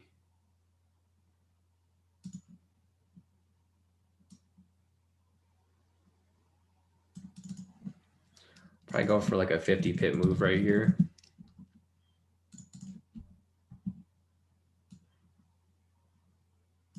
I don't have enough margin to take this trade right here. Here, let me see. I'm just gonna enter it.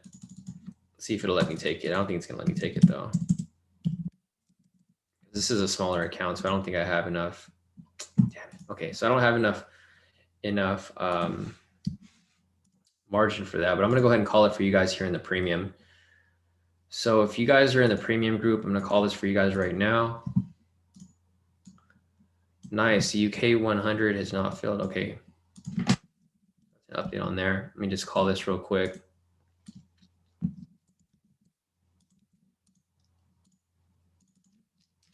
And the reason why I'm calling this too is because it lines up with our Euro odd position. We're taking sells for both, so it should be cool. G-Von said, bro, you is the fucking GOAT. And no, definitely, bro. I'm glad you made some profit off that, G-Von. I'm not sure if you're still in the premium, I mean in the live right now. Let me call this trade real quick. All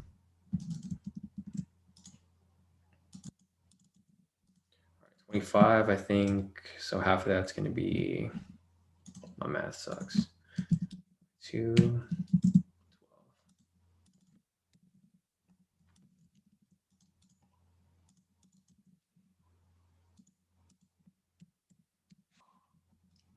All right, guys, if you guys want to take that trade, I just called it in the premium real quick.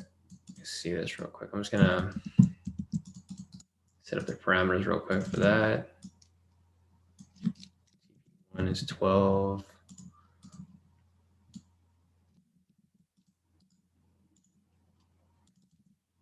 TP2 is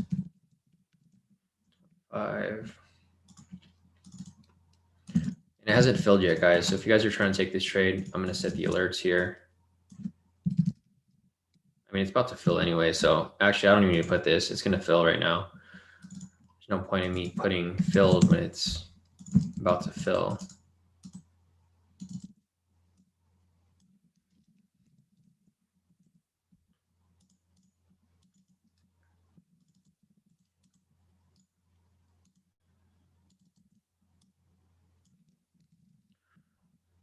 All right, got everything set up there. So we had another call right here for GA. I'm going to mark this up right there. Let me see if there's anything else here.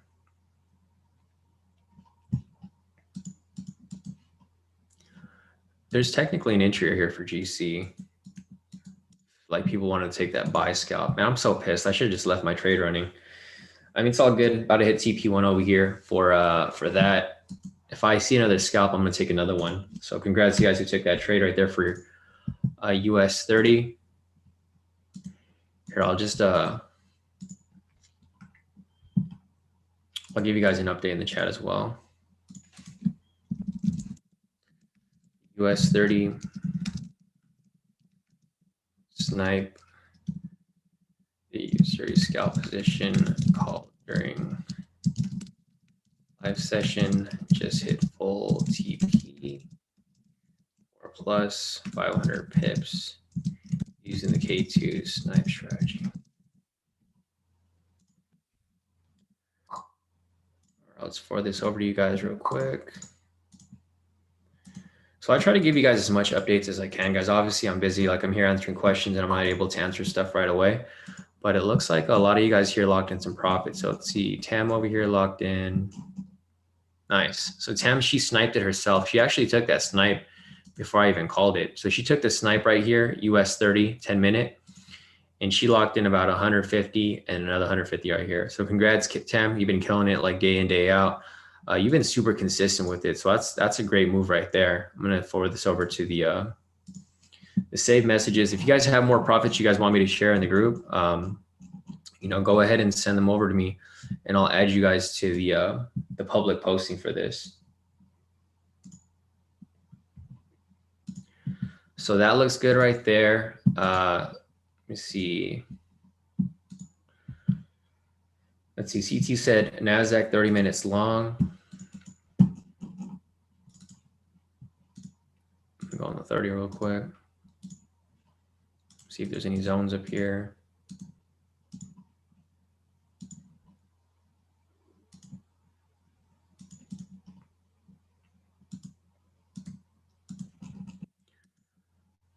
Nice. Yeah, I mean, there's actually an entry here for this red one right here. I'm not sure if anyone took that. Yeah, it was a nice rejection off this one. So technically, this was still active from down here. Depending on where your TP stop loss is, I don't know if it's about 300. I think that's the sweet spot, right, for NASDAQ. So this technically is still active right here. It's on its way to full TP, where it was. And then there's another entry next to it, that's green candle right here, where this would be another one right here for a double entry if you decided to stack those positions. So there's 2 scalp entries available right here for NASDAQ that are currently running. And same for US 30 over here. I'm just waiting for this to actually play out. So nice. Looks like it's about to hit full TP or no TP1 right here. I'm just going to delete this because it lines up with yesterday's move right here. So I kind of regret closing my position out. Obviously, I wasn't patient enough. We were just holding that trade for too long, like way too long, where I wanted to get out of that ASAP. All right, GJ right here. Let me see if there's any upper zones. Not currently. But yeah, if you took this trade here for GJ where it rejected off the structure, this red one, this would have hit, so it rejected off the structure, rejected off the pivot. If you took this scalp for GJ right here, this obviously hit, if you were going for like the full 100 pips, this would have hit full TP right there. So pretty solid, guys. Looks good for the most part. But yeah, right now I'm actually just looking for some scalps. Or not just scalps. I'm looking for any entry, really. Any good entries that I could find for the most part. NZD Cad, this isn't something that I would necessarily scalp. NZD JPY, nothing there. NZD USD, this might be a good scalp actually. We have the rejection off this point right here. Right there for about 30 pips. Pretty decent move right there for that. Let me check the dollar index real quick. So NZD USD. NZD is CXY. So this is strong and the dollar index is weak. So this is actually a really good scalp right here as well. If you guys wanted to take this trade, I mean, it's kind of late now to take it, but if you guys wanted to, it's technically still active. Yeah, so I'll call it for you guys right here.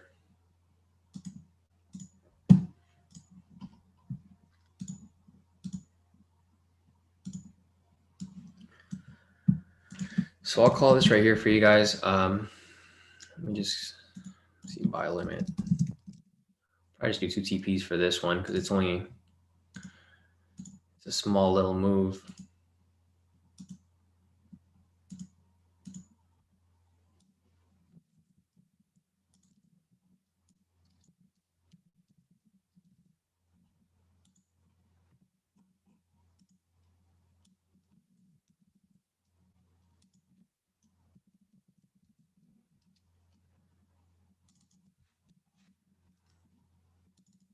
So we'll see if this plays out right here. I mean, if it does, it does, it does. If it doesn't, it doesn't.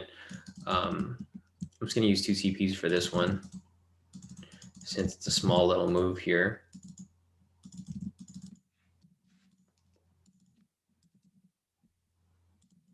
Nothing too crazy.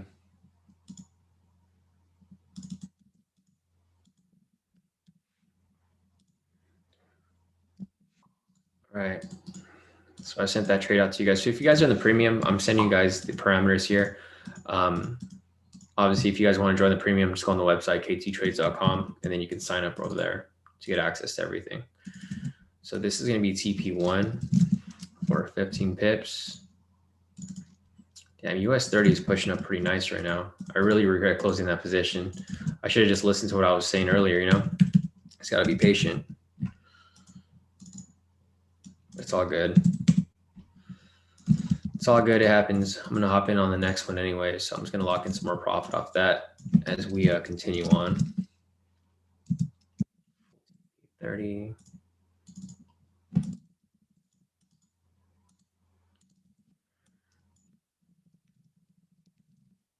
So we're good off that right there. So I think we're fine. US 30 right here is about to hit TP1 right here for 750 pips. Let me see if there's anything else over here. CT said, question, whenever I switch between tabs on TradingView, it redraws a chart from the last pair it was on. Then I have to go back and select the pair. How do I stop that? Okay, yeah, so CT, what you need to do is make sure you save your chart. And then what you do is create a new one. So create a new layout. And then instead of having, so that the S&P just hit full TP. If you guys had that one, I'm not sure when, I can't remember which one this one was, but I just have the alert right here. It says S&P 500 scalp full TP. So if you guys took that scalp or whichever one that was, it just hit full TP. But yeah, see, going back to this here, you need to click on this. I have different chart layouts. So like, for example, here, this one is just my official charts. This is my US 30 for the daily. This is my US 30 10-minute scalping. You just click on this and then load a chart if you have different chart layouts. But if you want it to be separate, like how these are right here, just create a new chart layout, and then it'll give you a brand new one where it won't have any mess on it.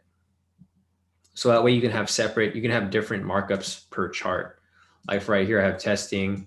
These are my 10-minute scalps. Let me close that. These are my 30-minute scalps.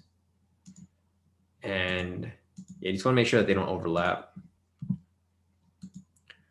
But yeah, guys, so I think that's about it. I don't know if you guys have any other questions, otherwise I think I'm going to log off for now. I've been on the stream for about 4 hours now, so it's time for me to take a break as I prepare for the next live session that I have with the mentoring with Steven later for the mentoring session. So if you guys want to sit on that, make sure to like the video and subscribe to the YouTube channel. That way YouTube knows that you want to see my videos, and they will send you notifications and emails whenever I go live. So let's just wait for this to hit TP real quick, and then I'll log off.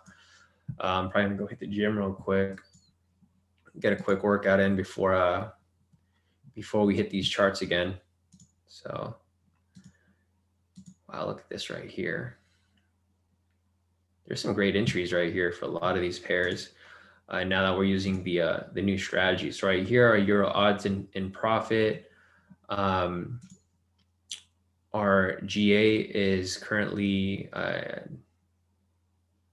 actually hasn't filled yet. So this hasn't filled yet. What else we have? GU currently in profit on its way to TP right here.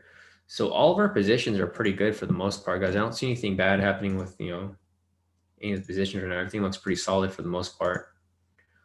Mark that up there. We have currently 1, 2, 3, 4, 5 positions up. USD Cad is on its way to full TP. NZD/USD hasn't filled yet. GU's in profit on the way to its TP. GA hasn't filled yet. Our Euro odds in profit right now. And that's about it for this specific point in time. Other than that, I think everything else is just pending.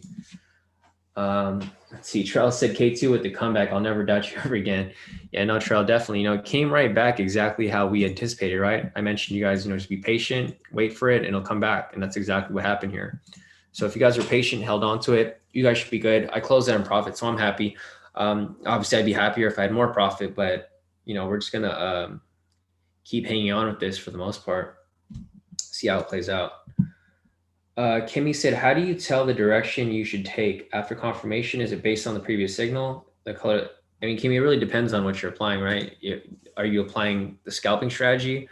Are you applying the intraday strategy? Are you applying the daily strategy? Each strategy has different requirements. So depending on, what direction you're taking, it just depends on what you're applying. So if you could be a little more specific with what strategy you're applying, I could be more specific with my answer. But there's a lot of different things that you look at, with regard to the direction, as it pertains to, whatever strategy you're applying. Because if you're applying the intraday strategy, you're going to take buy positions if you have a buy signal, right? If you're applying the pivot strategy, you're going to be taking positions in the direction of where the rejections happen. So like if price is rejecting off the pivot right here, you're going to take a buy, obviously, right? If price is rejecting off here, you're going to take the sell. So it just depends on which one you're applying, Kimmy. If you could be more specific, I could answer your question, but there's different things that you would focus on, with regard to your position. So guys, I think that's about it with the questions here. I'm gonna wait a few seconds to see if Kimmy has any response, with regard to your specific question. Otherwise, I'm probably gonna log off for the day. I'm going to go take a small break, and then I have my next mentoring session tonight or today at 2 p.m. So in about a couple hours. But yeah, so let me see if there's anything else going on here before we continue on. Scalp. Yeah, so if you're scalping, Kimmy, you know, you're familiar with the requirements, right? Like, so if you're scalping, your requirements is that it rejects off the pivot in the structure. If it's rejecting off the bottom wick, then it's going to indicate that price is going up. So you're going to take a buy. If price is rejecting off the top wick, then you're going to take a sell, obviously, right? So that's how you would determine which direction to trade in if you're scalping. You know, for example, if price is rejecting off the pivot and the scalp down from the bottom, then price is going to go up. If price is rejecting off the pivot in the structure from above, then it's going to go down, right? So that's the direction that you'd be trading in, depending if you're scalping or if you're using a different strategy. So hopefully that makes sense. I think that's about it for today, guys. So I'm going to log off for a bit. If you guys want to sit in on my session later, just make sure that you like the video and you follow the YouTube channel. That way YouTube knows you want to see my videos. And then you should probably get an email when I go live a little later. Other than that, guys, check out the YouTube channel around 2 p.m. Pacific Standard Time, and you'll see that I'll be live. So if you guys want to hop in on that, you guys are more than welcome. Other than that, I'll catch you guys later, and then I'll see you guys in a few hours. Hopefully our positions hit TP. I'll give you guys updates along the way. But until then,